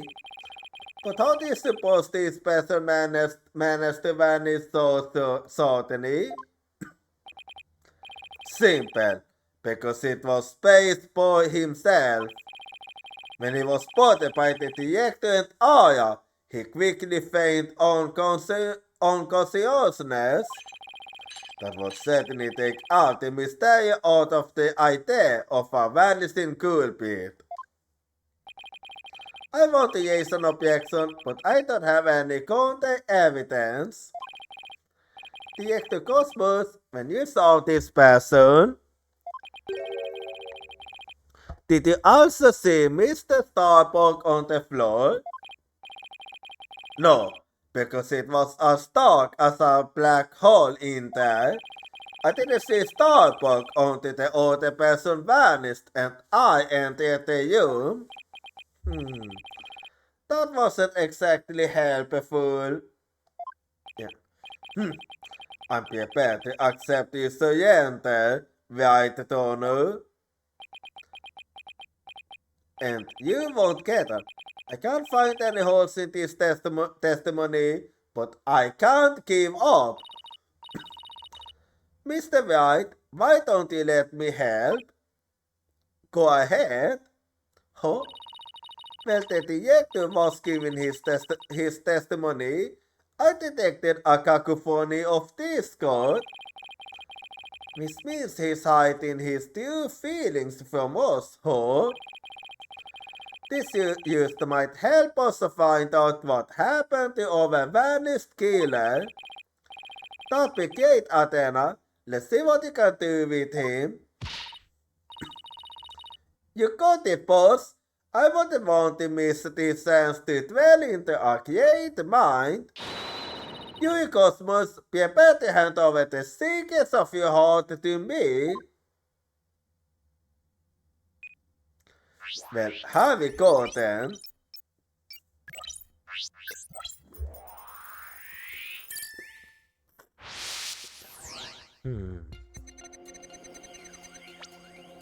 So before that, you're gonna save quickly Hannah.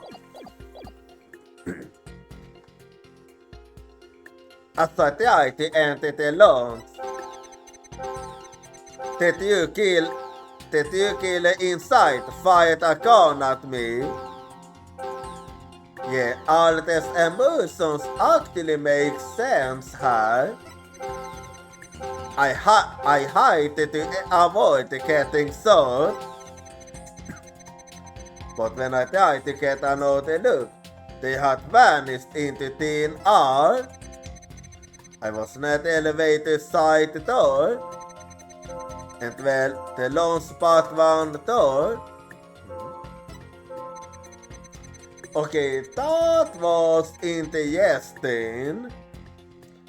And the control room door should have been shot tied to the killer. Talkapot makes the feeling he must be trying to account for a number of contradictions.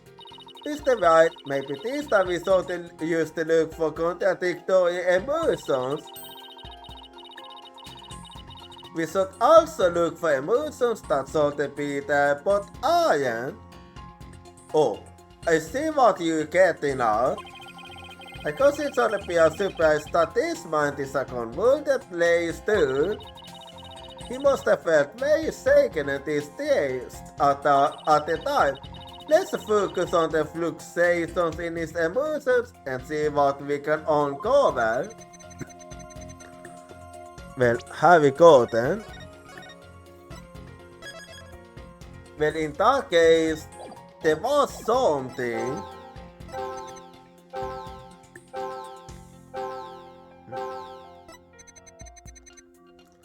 Yeah, I'm gonna have to say this one. So, got it! You should be surprised, but for some reason you aren't surprised. You must have thought it was very strange that the killer vanished into thin air. I did! That kind of thing doesn't happen usually. Well, apparently you wasn't. And yet, at that time, you barely registered any shock at the occurrence. What? Why are you? No. I can only think of some variation as to why you weren't surprised by the killer's vanishing act. You must have had a good You must have had... Hang on. You must have had a good idea of where they went, isn't that right? What? No, of course not. That's preposterous. Only I can enter the control room. And the area beyond the lost part door was filled with smoke, making it impassable. And as for the southern door, I was standing right there, so there was nowhere for the killer to run to. Maybe, or maybe not, you went into the room to second Mr. Starbuck and Mr. Theon, yes? What if they could be to take the opportunity to silently slip out of the southern door? That is possible. I hardly doubt it, as you recall, right after I entered the lounge. Detective Armer came using towards it herself via the southern hallway. Anyone trying to escape through there would have been caught by her. And the other detective wasn't surprised the killer vanished. Yeah, which doesn't make sense. So you absolutely thought there was no escape route for the killer to use? Mm. It's walking past one more bones and it be a knockout. There seems to be one more Emerson that's at odds with his testimony. Go get him. Okay, back in the Magic Cities. Time to pinpoint our way to victory. Well, have we got then?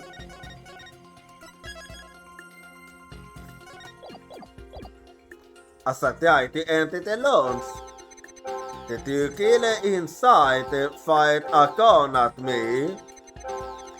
I hide to avoid getting shot, but when I tried to get another look, that vanished into thin air. I was near the elevator side door, and well, yet this was the other one I found in the Destinies. Got it! Correct me if I'm wrong, but you seem to be afraid of the laws part at all. Yeah, which also made no sense to me. The great Yuri Cosmos? Afraid? And what basis do you have to that? And what basis do you have for that outlandish accusation? Whether you have any basis or not, you seem quite distressed by it. I'm most certainly not. Director Cosmos, there's something about the lost path door you're not telling us, isn't there?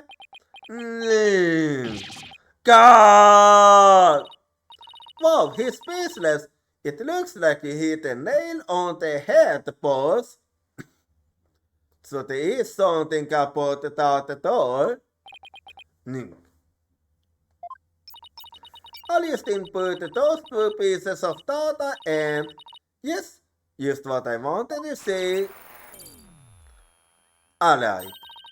Best to say so, let's discuss. It looks like we on the right track. Thanks, Athena. Now to make sense of what we've learned.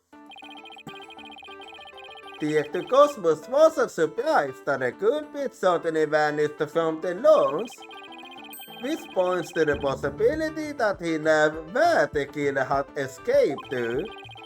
Furthermore, talking about the thought in the lone spot made him uneasy. In other words, he's probably hiding something about the lone spot one door. When we put these two pieces together, only one solution to the puzzle comes to mind. The Exocosmos did the Yale killer escape to her?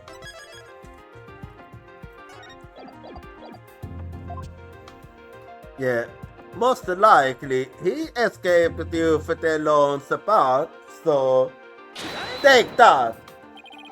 The culprit went to the lone spot one door to escape, didn't they?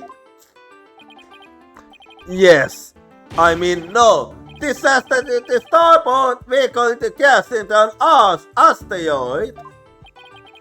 A master tactician you are not. A master tactician you are not. That's Star Wars reference. But the idea beyond that door was filled with smoke, wasn't it? But if this is still the only logical answer there is, if we can use to figure out what the DX is hiding about the launch about one door, we should be able to iron out the logical inconsistencies. Potato equals the fingerprint recognition on the starboard. Diane and I have assessed. I don't see how the killer got the open that security lock, do you? You just answered yourself. That's an easy one. The killer was right in the port in the loans, meaning the survey could have easily gotten past that security lock. Come to think of it, we did examine the pins on the fingerprint recognition device. Yeah. I propose that the killer use this person's fingerprints to get past the security lock. Yeah. If I'm not mistaken, he used the diagrams. So, take that. Yikes!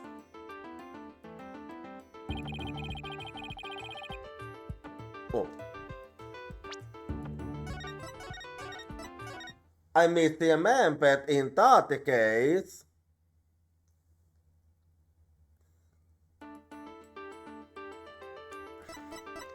Anyway, in that case, take that.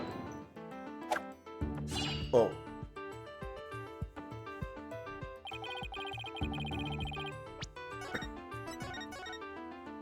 Well, in that case,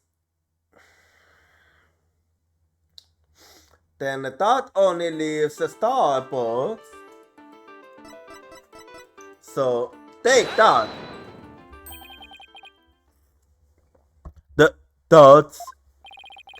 Mr. Starbucks was lying unconscious there in the port in the launch. Anybody could have easily gotten past the security lock by using Mr. Starbucks pins. And actually, Mr. Starbucks pins are exactly what we found on the device skin. Exactly. Oh! It looks like he does have something to hide up on the loud spot one door.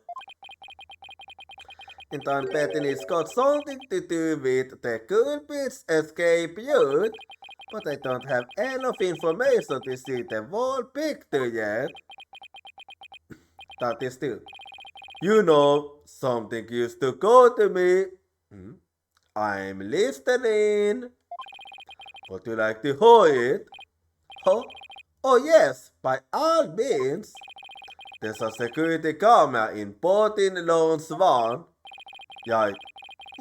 The one that recorded the victim and the defendant, both aborted to honor. Yeah, that was all it got. If the two culprits escaped into the Loans Part 1 corridor, then that might be recorded on the security footage as well. I'm sorry to tell you, but we already checked that out, and I'm sorry, but you can rule that one out. Then the mistake won't be solved. What do you think of my logic?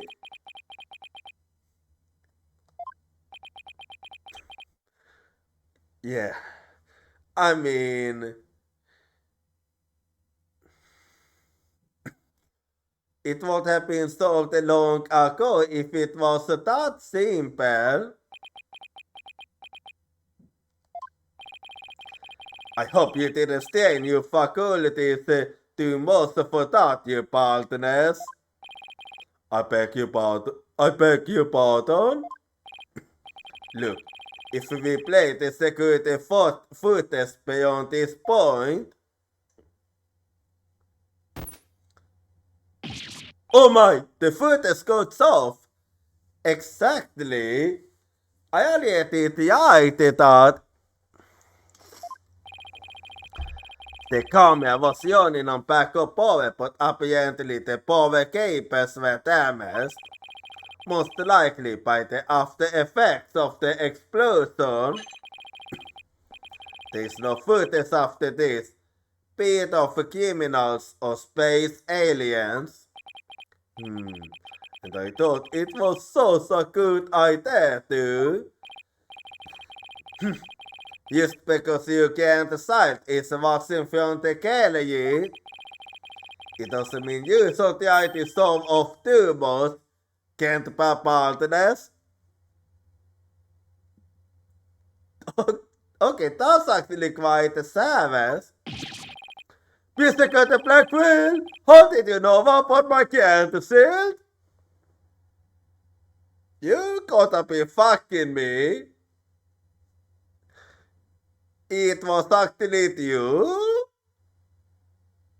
Okay, it was actually you. I think it's kind of used to learn a little about the hardness of the adult world. Setting aside the ease of Kent children, I'd like to have the witness continue. The Cosmos, could you tell us more about when you entered the loans? Yeah, if I must. Well then, have we gotten again?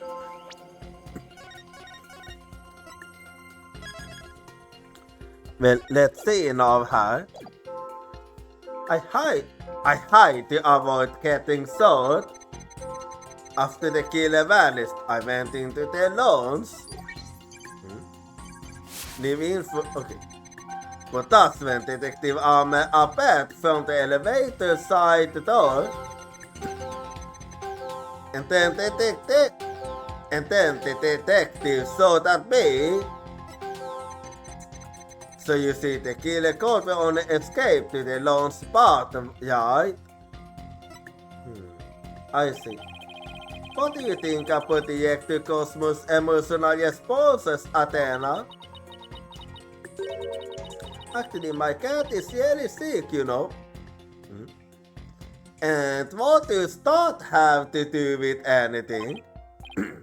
What? Oh, I'm very sorry to hear that. And on top of that, my dog just doesn't seem to want to play with me. I apologize for that. Why you tell me all this now? Just humor me, okay? Now when you hold about my cat and tell about my dog, which story made you feel sad, eh? The one about your cat? The story about your cat, of course, it's only natural. Exactly, that would be the natural reaction, but there's nothing natural about the reactor's reactions. I think how easy individual reactions says across the world testimony will be the key. Sounds unnaturally complicated, but that somehow doesn't surprise me. Well then, let's see how now.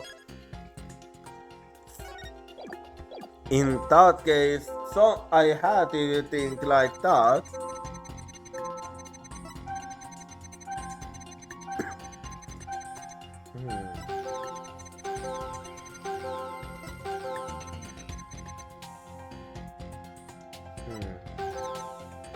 Yeah, I think I see what you're trying to say.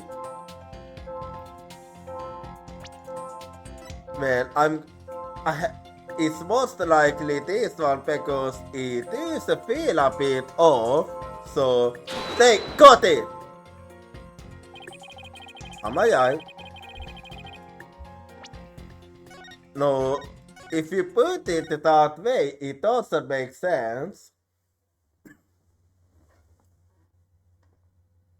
I mean, I was wrong.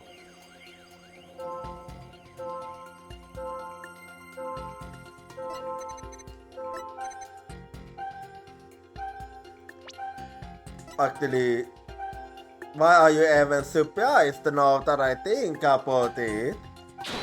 Got it! The Cosmos! Why were you so surprised when Detective Arme found you and again when she fired? Isn't that a bit unnatural? It is, yes. Yeah. Sadly, even cavemen such as myself have ordinary human feelings.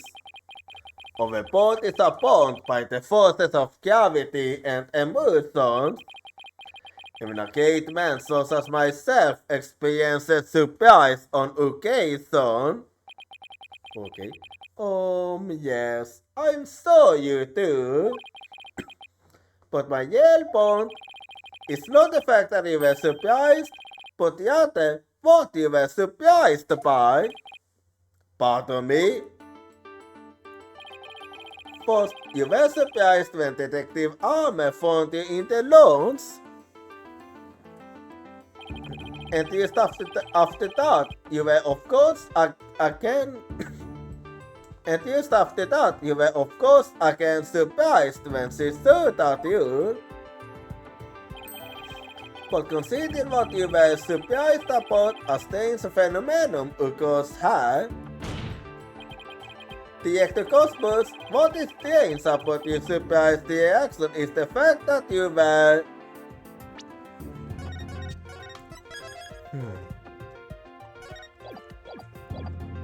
Yeah, it's the fact that you wasn't surprised by the door actually. Wasn't there something you should have been more surprised by? A payman such as myself is not so easily surprised. But being so that, no, that won't surprise anybody. And when you put it that way. Okay, so that wasn't it. In that case.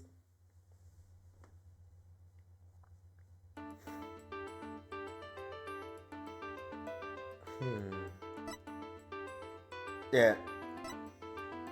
That you was actually more surprised when Armer came. So you were surprised when Detective Armer saw that you. But the surprise you felt when she found you in the lounge was much greater. Chuck! The fact that you were more surprised by simply being found than by being sought out suggests to me that you were conflicted about whatever it was you were doing there. The enemy has acquired a new weapon. Commence operation. Hide under your desk. Ah! Please tell me I finally sunk his battleship. Not yet. Boss, I'm getting less discount now. That must mean he really is hiding something about the launch pad door. And whatever he's hiding most likely has something to do with the killer's escape. I wonder what it could be. If he was doing something suspicious around that door, maybe we can spot some signs between before he came to the room and after. Detective Fulberg gave us a photo taken after the crime. Let's roll a comparison. Let's see here then. Let's see. This is footage of the door before Detective Cosmos arrived. And this is how the door looked after the director entered the lounge.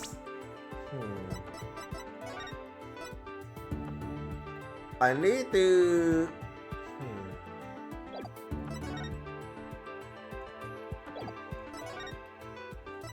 Actually, yeah, that is odd. Actually, I think I found something. Hey, look at that. There is a saying. Something's definitely different. The Cosmos. What is it? What have you two been up to over there? Finding the answer to what you were doing when Detective Armer found you. That's what. And that answer lies clearly in this footage. All we have to do is compare it to the footage that was taken during the investigation. Don't be ridiculous! If you really do have an answer, you'd have pointed it on Alieti. Well, I'm up. Just give me the time, I'm gonna point it on the giant now. He's asking for it. This is what changed after the incident. Yeah.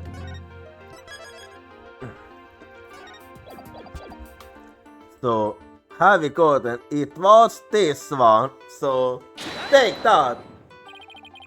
The answer is this no. Nigga, that's. Your Honor, please take a look at this footage. Let's see. Take a look at the noob next to the lone spot door. As you can see, it's horizontal. Yes, it is, isn't it? However, high is vertical. When we investigated the scene of the crime yesterday, the noob was vertical. And what does that mean? Honestly, I don't really know what it does, but it must mean something. It means that sometime between before the director arrived and after, someone don't this knob. Oh! After the scene was discovered, you were the only one who could have done the knob. Come on now, Director Cosmos, let's hear what you have to say. What were you trying to do by turning that knob by the door? Nigga, fine, I admit it. You're right, I did turn that knob. That knob is a safety lock meant to keep the launch part in place. I was afraid there would be more explosions, so I wanted to move the launch part away. You wanted to do what? Okay. Hey, did a bunker tell us something about how they prepare for launch?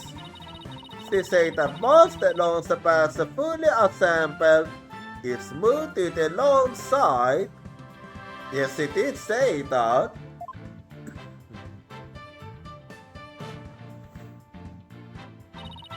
But the safety lock in the porting launch has to be disengaged first. I could start glass up about the noob is for. Yeah, at least we know now. Oh, so if the killer escaped into the launch part 1 corridor, maybe they were transported along the launch path to the launch side. That is certainly a possibility. I don't think so. The launch part 1 corridor was filled with smoke. I don't think they could escape through that corridor. So then, where did the killer escape to? Because there are still some things we have to uncover. Director Cosmos, I request that you tell us about moving the launch pad in more detail. Fine, but listen carefully, for I'm about to give history-making testimony. You always say that. Anyway, so let's see then.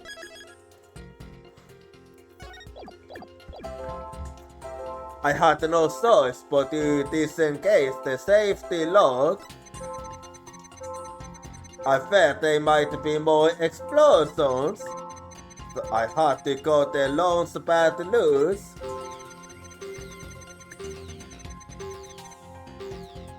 Wait, hang on. I'm just gonna look to.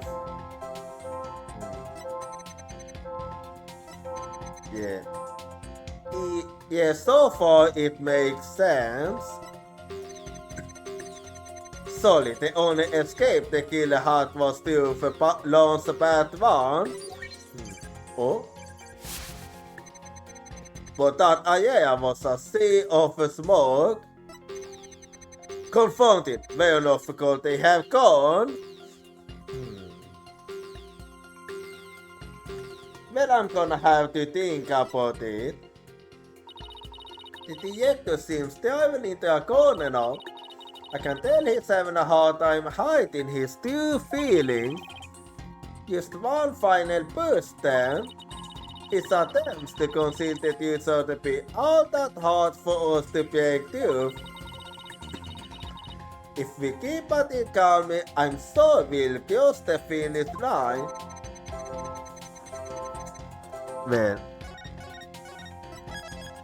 Well, I'm gonna be honest.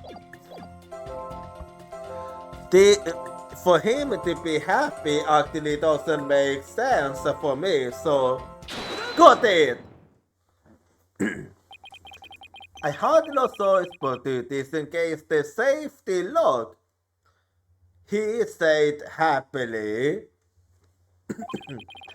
You make it sound like you were reluctant to do so, and yet when you did, you felt some joy, as if you were very pleased with yourself. Oh! How do you do it? How do you know everything as if you were there? Pretty impressive, isn't it? This is the power of analytical psychology. So, can you explain why you felt joy when you disengaged the safety lock? When I think back on the facts we've discovered up to this point, I have to believe that you were trying to fulfill some hidden agenda. Oh, how do you know about that too? So it was for an agenda. Because I'm more or less up you at cursing. Yeah, you're good. You're good at the bluffing. But you have no proof that I had a hidden agenda. And even if I did, I would never ever tell you. So that. I know they say people guess as they grow older, but you, so take the cake. And how could you top the man with such great intensity, intelligence, and integrity? Yeah? You, a man of integrity, don't make me laugh. Persecuted Black Queen, what came over him all of a sudden? You've spotted nothing but falsities since you stepped up to the stand. Yeah, that is very true. You're not the kind of man that will be glorified in the annals of history. Not for greatness anyway. Honestly considered the greatest bare-faced liar and honor. Liar! His was bite-hearted and his blade. You moved launch pad 1 after the explosions. My, how naive you are! Yeah. You fail to realize how even the facts themselves have betrayed you. You know, if the thought but modern English can be your friend, that is true. And has a thought for you. Immediately following the bombing, Launchpad 1 was on the boarding launch 1 site. The police confirmed this on scene. What? So that means the director didn't move the launch pad? Cost my husband for calling his story's greatest liar to the witness stand. Let us leave him to indulge in his lies and war games to his heart's content. Lord, I think we have a broken him. Now he sees a broken record. But it doesn't make sense. You can deny that someone don't know. And once the safety lock was released, I'm sure the part must have went somewhere. If we saved on the truth of this issue, we just might find where the killer escaped to. Ah! You saw it must have went somewhere. We just might find out. I see what you're trying to say here. Your arguments are nothing but conjecture, bluffing, and wishful thinking. Stop chasing your fantasies and see reality for what it really is. Or are you not man enough to, boy? God! Haha, talk about hitting below the bed. Young guns these days. He's not that much younger than you. I don't understand it. I thought the Ectocosmos must have moved to the launch pad. The knob was definitely turned after he came to the launch. But the launch pad is right where it's supposed to be. Ugh! Wait a minute, maybe I have it all backwards. What if the director turned the knob not to move the launch pad away, but to bring it back to where it was supposed to be? Exactly my thoughts. What are you plotting about? What if the launch pad was at the launch site before the incident, and then after the incident, the Ectocosmos moved it back to its usual spot? All he had to do was turn it up to count the launch pad back, and it would be right where the police found it. God!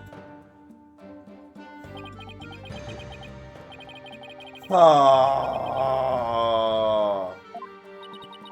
Uh-oh. Don't tell me we're getting a second Starbuck now. You made them seem like Mr. Starbuck. Was what I really said that off a base? It pains me to have to explain how wrong your own logic is to you.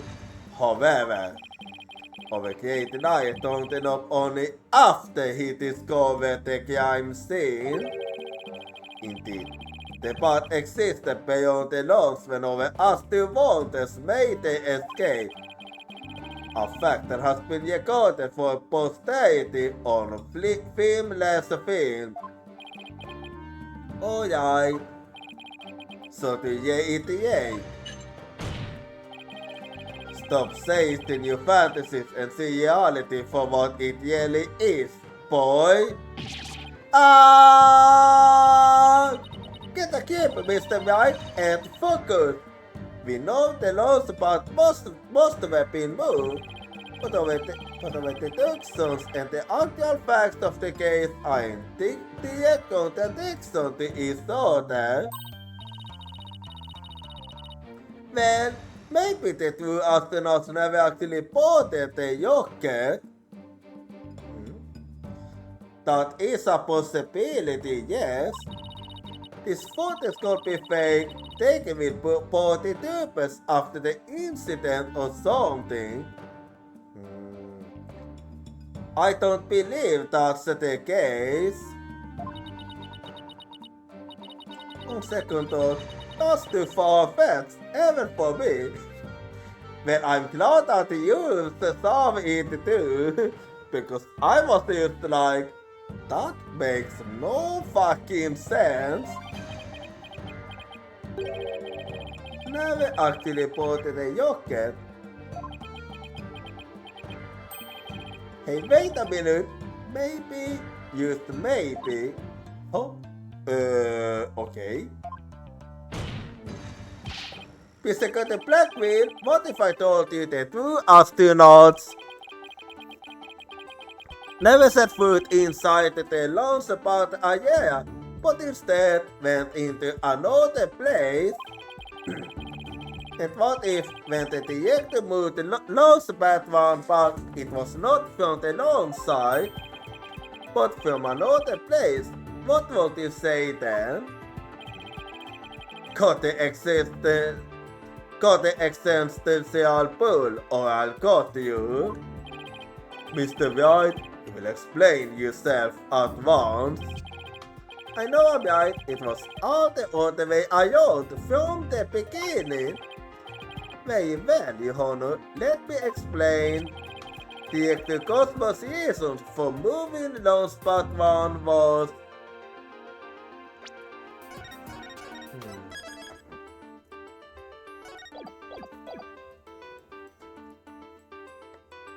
Yeah, it was most likely to decapitate you, killer.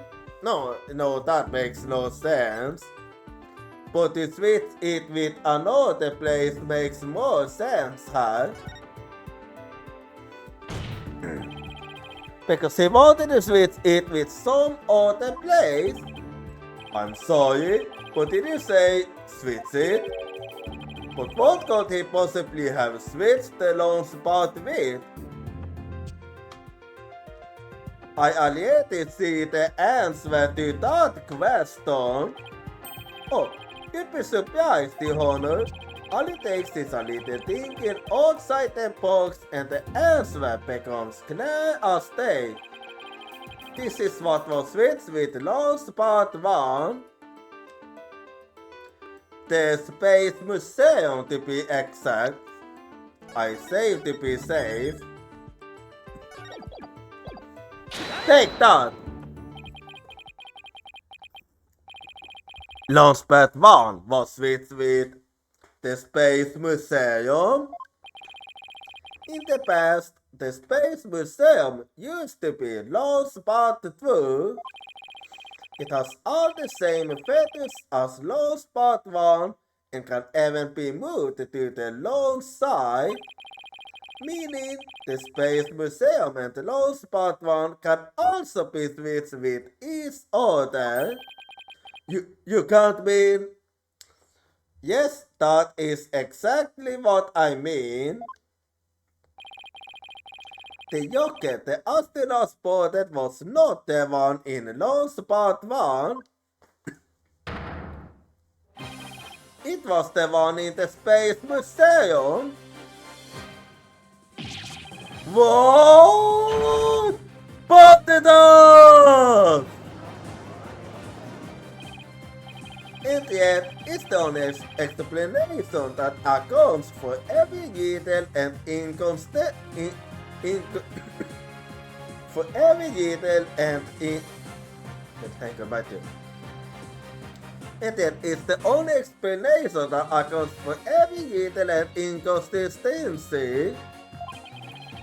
This is how the Space Center was used before the incident. I see Launch Pad 1 and the Space Museum have already switched places. That's right, and with it will switch like this. The astronauts entered the Space Museum from the boarding Launch 1. This allowed the two killer to enter Launch Pad 1 from boarding Launch 2 and set the bomb on the rocket on the dig of it. It went to the Space Museum from boarding Launch 2. Welcome. The Space Museum is open to the public every day of the year from 9 a.m. to 7 p.m. Exactly. Anyone could pass through the door. anyone could pass through the door to the Space Museum. That is true. There is no fingerprint recognition system on that door. In other words, with a true launchpad switched like that, someone other than Mr. Starbuck could have easily planted that bomb. Go! After setting the bomb on the rocket, the culprits looked into both in the launch van and waited there, concealed. In order to kill Mr. Tan when the true astronauts emerged from the Space Museum, and that's when it happened. You gotta Mr. Blackwell, Mr. Starbuck, and the director all saw a suspicious figure who we can suppose, after killing Mr. Tan, made the escape into the Space Museum. After that, Director Cosmos switched the two launch pads apart. We realized that the killer was inside the Space Museum. Yeah, he thought he did that to be safe, but he was wrong.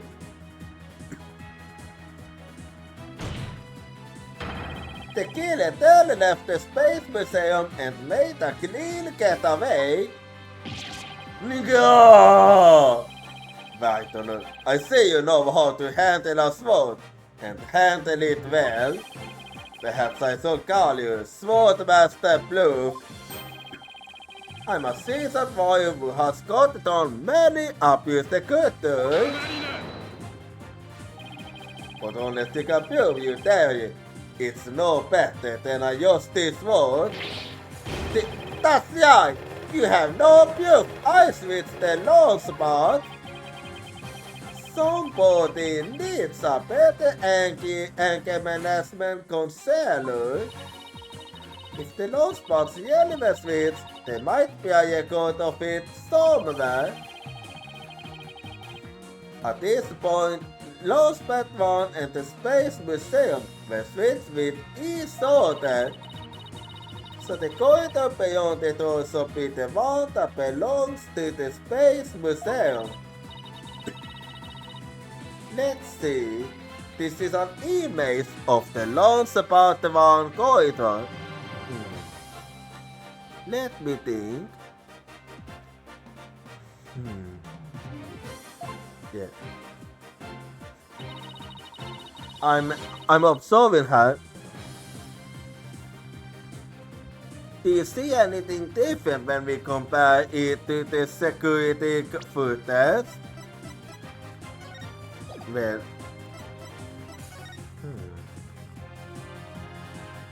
I actually do. The non-battles and bats.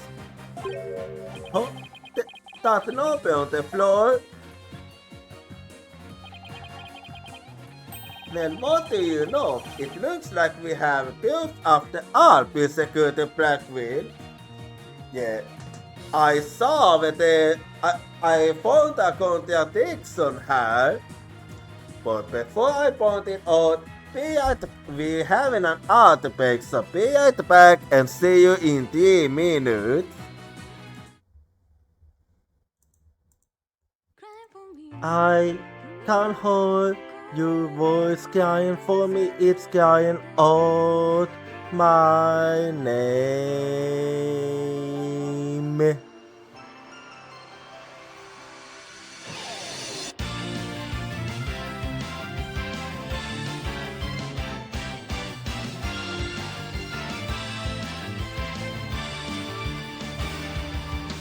I was acting tough by saying that I don't team because it's scary to lose my team.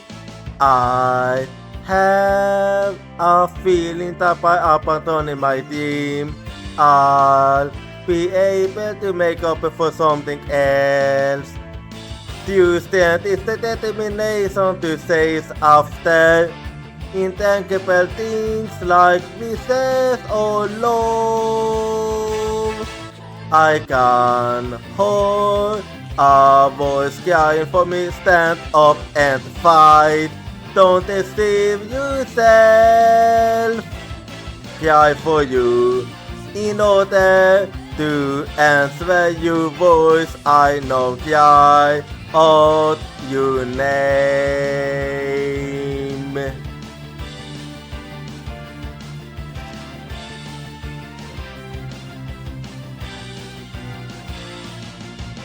I placed my lake of self-confidence with kindness. I have a feeling that by giving up, I'll be able to stop hurting others. When we completely accept our pain and hardship and start to understand each other, Tuesday will be born. I can hold a voice crying for me, don't yawn away. I will hold you everything tightly. Cry for you, wanting to answer your voice. I know cry out your name.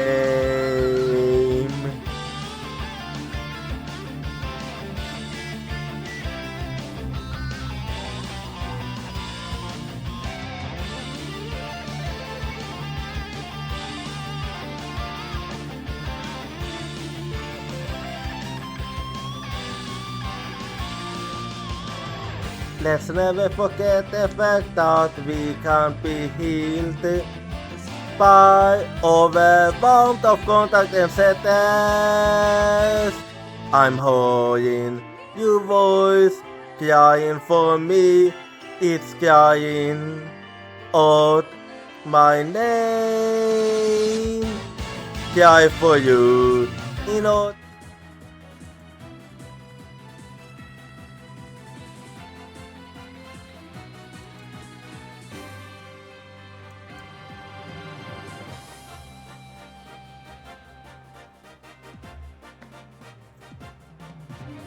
Alright, I'm back now, so time to keep going här now.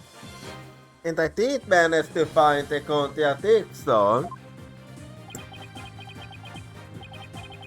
And if this is just another blue, don't worry, this time it isn't.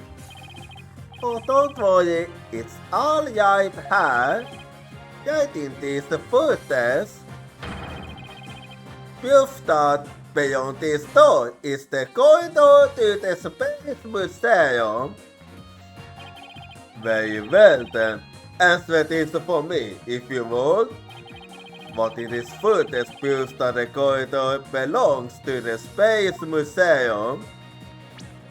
Well, that's easy. The answer to that is this one. Number 2. So take that. There's a one on the floor of the last part 1 corridor. But take a look at the floor of the corridor in the security footage.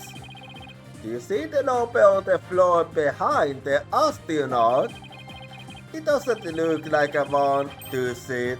That's because what you see is actually part of a 2. What? Why is it a 2 and not a 1? That's because the corridor you see is the one to the Space Museum. God! Ah! And so that means the corridor in this footage was not filled with smoke. Exactly. And thus it was a safe hiding place. That's right, because the explosion didn't occur in the Space Museum. The explosion occurred in Launchpad 1 on the side opposite of the opposite the Space Museum. And now that we know that the two astronauts escaped from the Space Museum, the mistake from the previous deal of how they got down the ladder is cleared up. Mr. Dayan and Mr. Starbuck simply took the elevator from the upper level to the middle level. Just incredible, the true launch pads were utterly switched. But do you think someone would notice an event of this magnitude? Only if they was paying attention. Everyone was told in the basement shelter when the launch pads were swapped back. There's no way anyone could have known what was happening on the surface. Yeah! And there we go.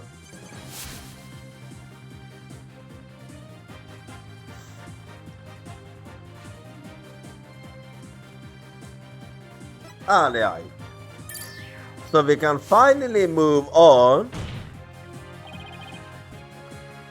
No more lies, the Cosmos. It's high time you told us the truth. God, my honor, my glory, everything is slipping away. Time to the galactic. Oh, well, oh,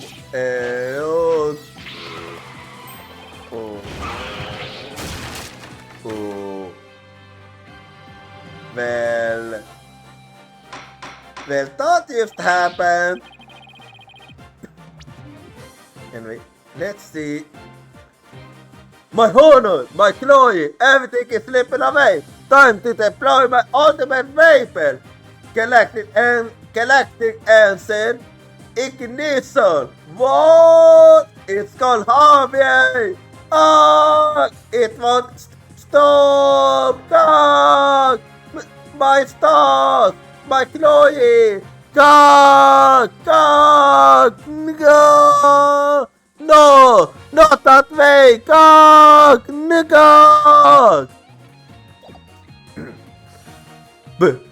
Police, on your state, and after that witness.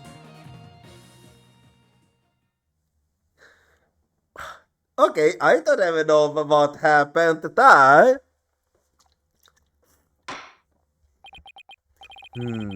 I see we managed to get you before you came to any bodily harm.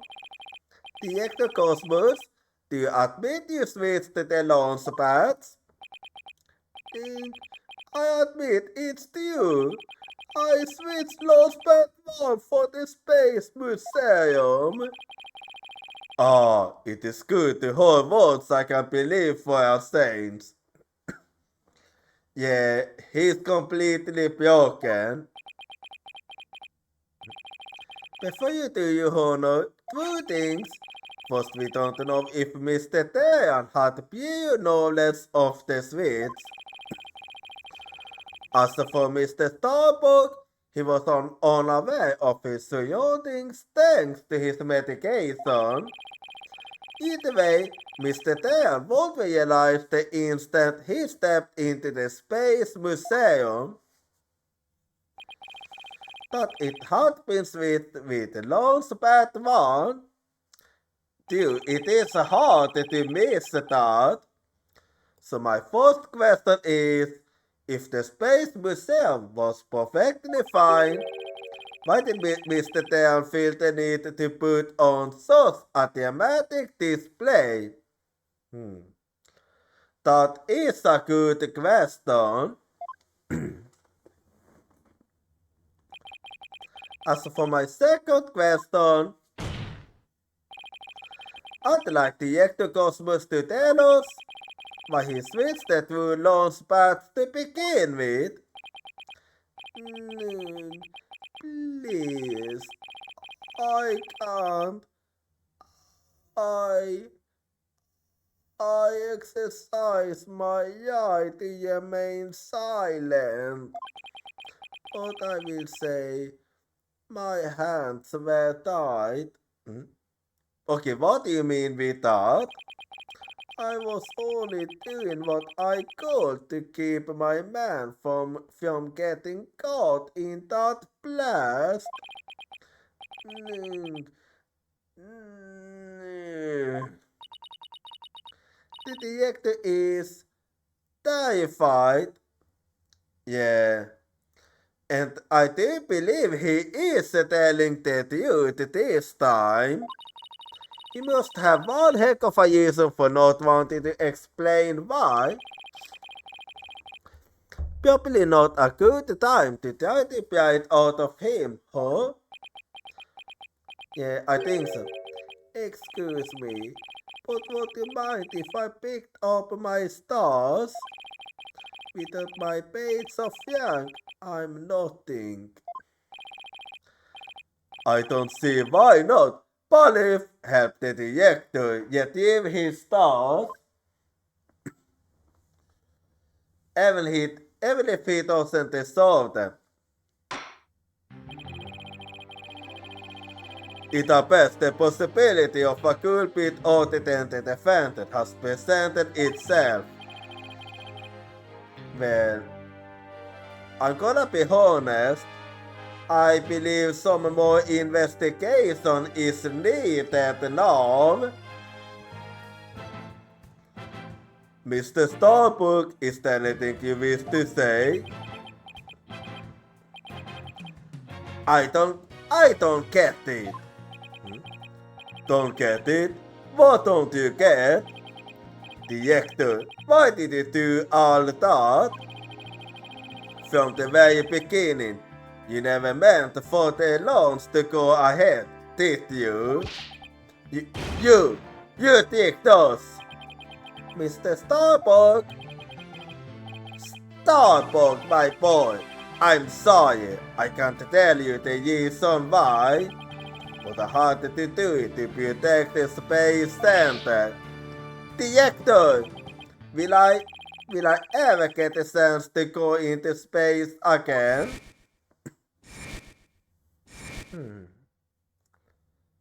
So that's how it is. Yes, of course. I won't yes until it happens. You know, I'm starting to think of one thing. We have actually yet to meet her. She's the only one we haven't spoken with. I will get you into space again, my boy. Then the team is still alive.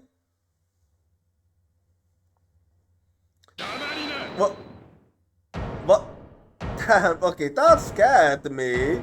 That made me jump, damn.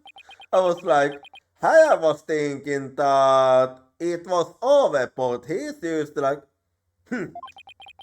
you're not going into space, Starbuck, but Bison, I won't have it any other way. Why are you so hung up on him? Yeah, it's like it's personal to you. Yes, I accept that the launch pads really were sweet. And if they were a third person at the scene, I suppose they could have escaped. But I have yet to see proof of this third person's escape via the Space Museum. Oh, that's a good point. Actually, yes. He's right. I don't have any proof. Starbuck, you will spill everything you know. What? Me? Ah! Where did you get those bombs? Tell me now. If you don't, my blades are fast on your blood. Ah! If I'm going to die, I want to die in space. I have to do something. Yeah, I actually do believe in fact that the Starbucks have nothing to do with their bombs. Solomon Starbuck, prepare yourself.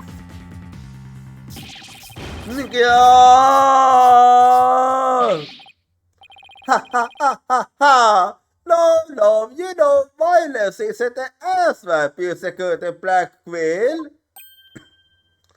Well, thank you. That annoyingly seafood laugh, it can be none other than champion of righteousness, Bobby Fulbright hat in Justice with yours. Detective Fulbright. Sorry to keep you waiting, Mr. Lawyer. I hope I'm not too late. Nah, you made it. I don't believe we had an appointment. I tried to hurry, but I ended up helping a little old lady cross the street. And the thing is about you. You are most likely telling the truth, huh? And then I had to break up a cat fight. I tell you, justice so is a full-time job. As ridiculous as this sounds, since it's you, it might actually be the case. Was it a fight between cats or a hen? Why are you high again? Because the defendant isn't the culprit and I came to make sure that justice is solved. I don't have any idea what you're talking about. Like always. Fulbright. I always thought you were a bit tossed in the head. But have you finally succumbed? Nope, but it looks like you were succumbed to this phantom of yours. Open your eyes and let the evidence of justice unclothe your judgment. What evidence? Come to think of it, he did say something about finding out some evidence. Yeah, that is true. Thanks, you two. I feel a lot better now that I've been able to get that off my chest. I'm going to work extra hard to find that perfect piece of evidence for you. I didn't think he would say your stuff. Well, I know how he is, so I knew he was gonna do it. So what is it, detective? Is it something that will feel Mr. Starbuck innocent? It is indeed. Have a look at this. Okay.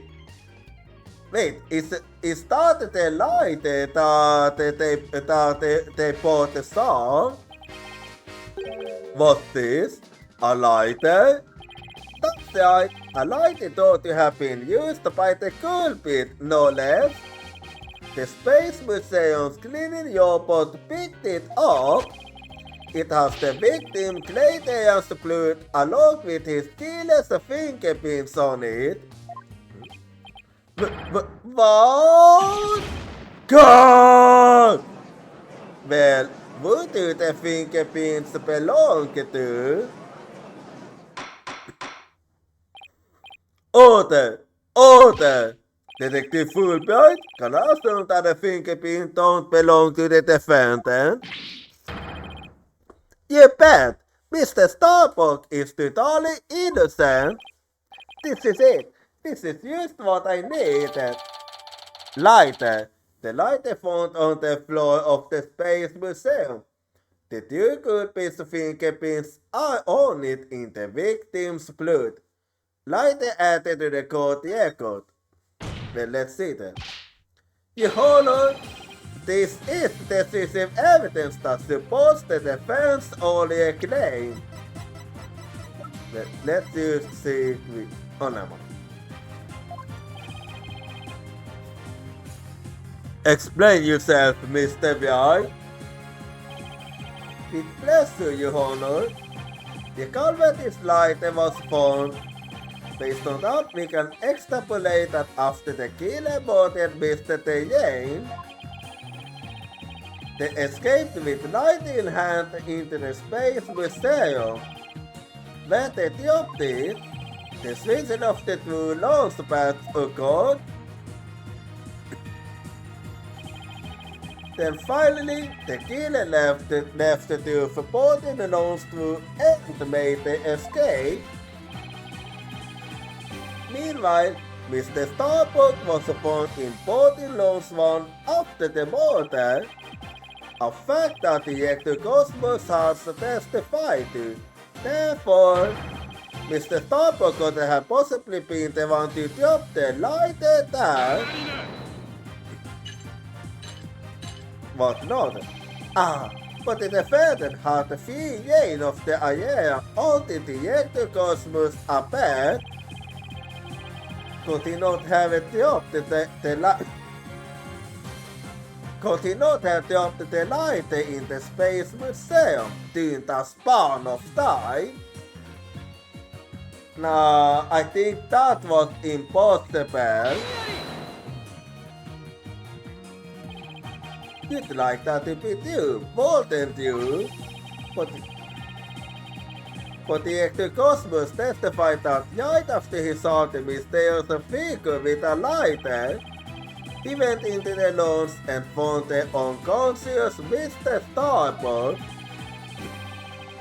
In other words, Mr. Starbuck won't have had the time to travel back to the museum. No, physical the black wheel. This lighter could only have been dropped by the Yale killer. Most importantly, Mr. Starbuck's fingerprints were nowhere to be found on this lighter. I think you understand what this means, don't you? This piece of evidence unequivocally proves that Mr. Starbuck wasn't a culprit. God! This does indeed appear to be decisive evidence that proves the defense claims. As for the emulsions that was found in Mr. Starbuck's pocket, we can assume it was planted by the killer on the unconscious Mr. Starbuck. Yet that is very safe to assume. No, there must be some mistake. Frankly, Physical the Blackwell, I've been worried about you. You've been saying it is a phantom for 7 more years. I understand you can sleep because tomorrow... it's gonna become a cold case tomorrow. I see. So that's why you want it finished today? Fulbright, you promised never to speak of that. Huh? Tomorrow? What about tomorrow? Given the body of evidence, I think it's safe to say the defendant is innocent. In light of the fact that it was impossible for him to have committed a crime, a fair honest word questions remain, so I look forward to seeing what you two uncover. But for now, this court finds the defendant Solomon Starbuck not guilty. Well, that puts an end to this case. And that top-up was nice.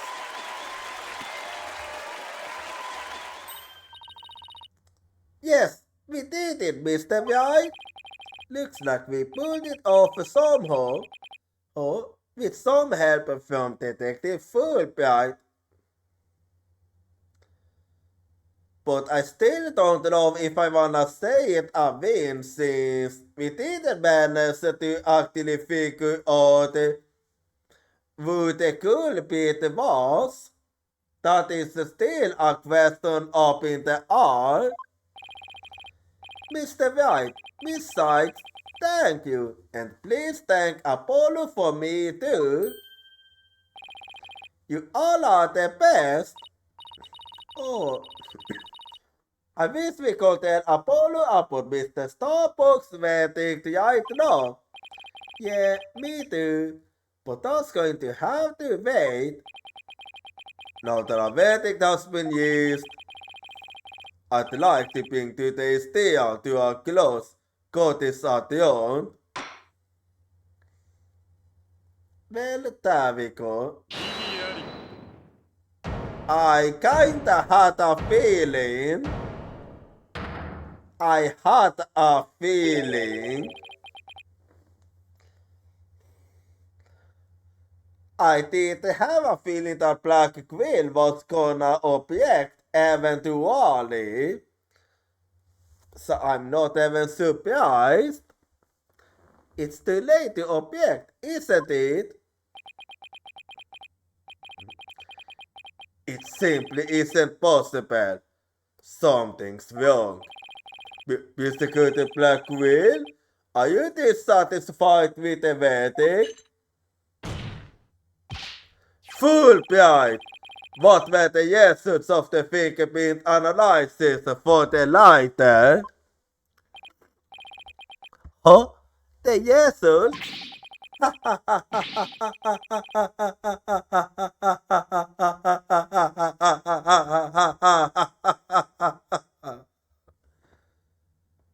Okay, even for you, so was that a long laugh?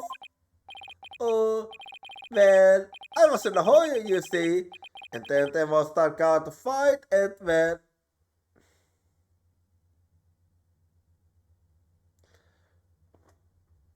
oh, please don't tell me. Please don't tell me. I kinda could get away with a whole the pins with Mr. Starbucks, so you have yet to eat it. Fulbright!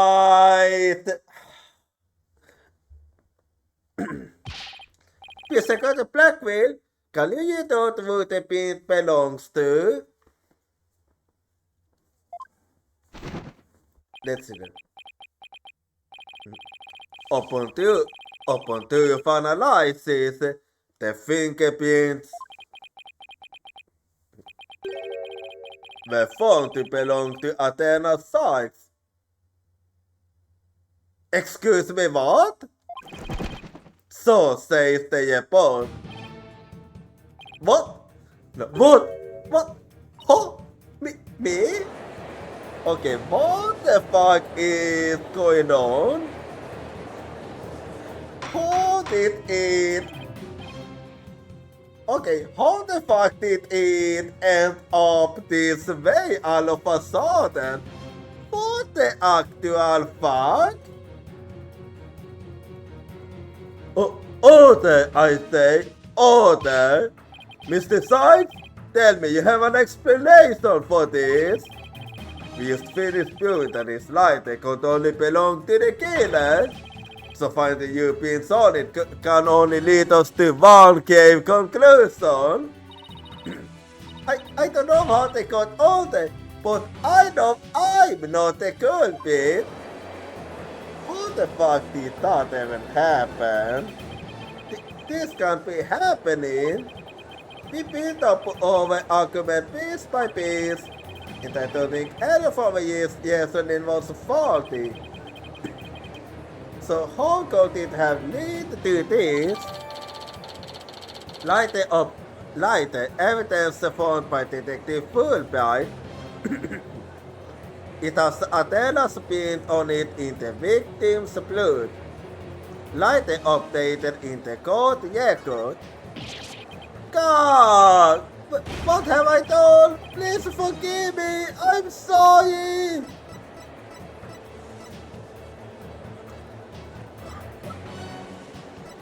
when I thought you was being helpful, you only made it somehow worse.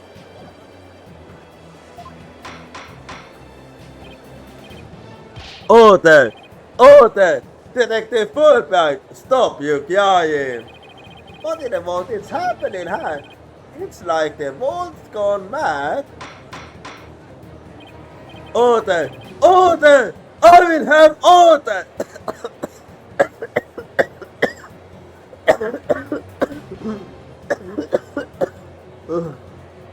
Oh damn. Okay. Oh damn. Oh see. Okay. Oh, okay. That was one bit way too high for my thought. My thought didn't like that. I had to be careful because that wasn't good. That wasn't good for my thought. Anyway.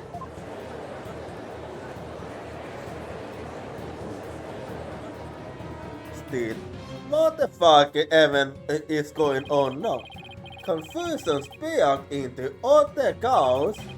After all, with phosphor, the dude had turned cruelly on us to accuse Athena of the crimes. Somewhere, somehow, everything had gone terribly wrong. We had stopped over the edge of reason and into the jaws of a twisted darkness.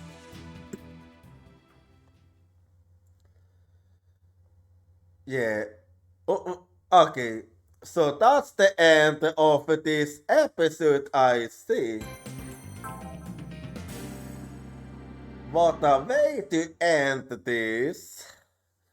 The, like, oh my god, that I did not expect that. Like, apparent, apparently Athena is the killer now. And I don't even see how that is possible since Athena have been with us all the time and it should have actually been impossible for her to even consider committing that.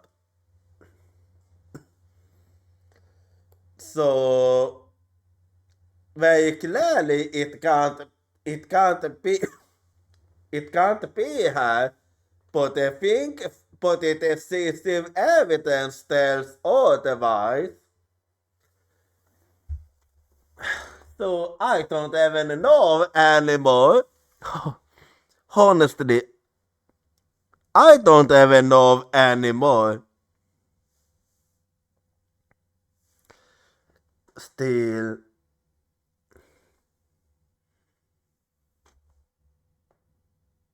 But that's something I can worry about another time since I know, it's a bit on the earlier side, but we finished episode 4, so it is a good time to end the stream now.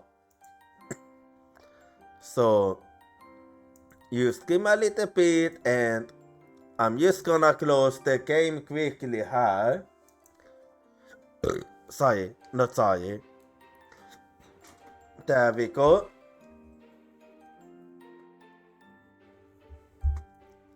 And now, no. So if you wanna, so I'm just gonna take a little look and see when the next stream will be. Let me see in a little bit here then. So Oh wait, I forgot it. I never forgot something. I forgot to say in stadium. Anyway, so the next team will be at the Friday with some tails of gold to steal for. So, oh wait, hang on. In that case, I'm gonna do this already.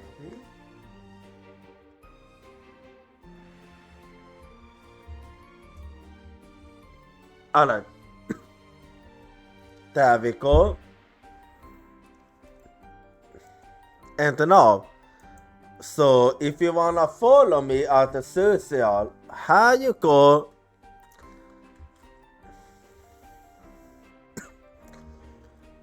And do feel free to join my Discord if you wanna hang out with the community while I'm not streaming. And if you are not subscribed, you can use this 8 message. Otherwise, you can use this one. And now, you scream a little bit and let's see where we shall go for this time here. So let's see what I do feel like going for now. I'm used to doing some thinking here.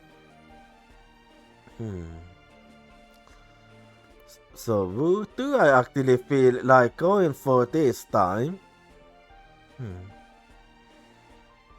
That we're gonna find out for ourselves. Who I do feel like going for. Let's see how.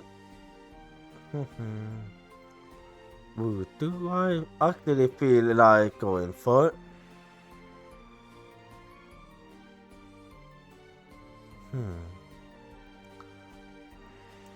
So let's see.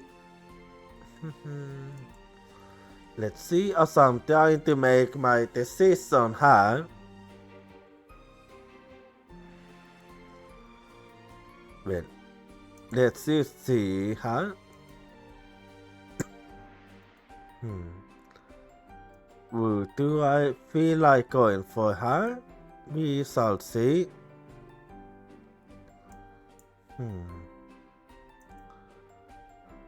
Let me see her then.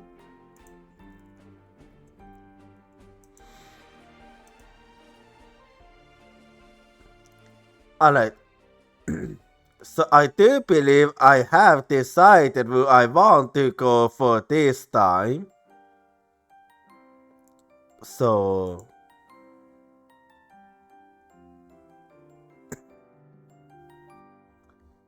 I believe this time I wanna go for Kavanu.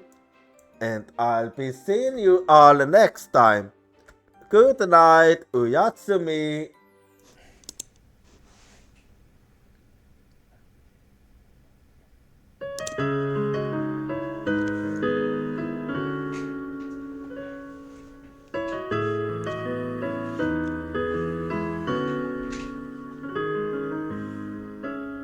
Ju takaste sätov, inte stat glov. Allt on inte the same, monin inte ku. No vai valkalone, you were på sonon. But all my thoughts overflow with just you. There's truth in my face, cause my heart to yes. Both my strength and weakness guide me piece by piece. If it's me and you, placed in a deal tooth, I want to fair tomorrow that's bent knee. Please believe in the good times that we said. When it was used, you also threw you and me.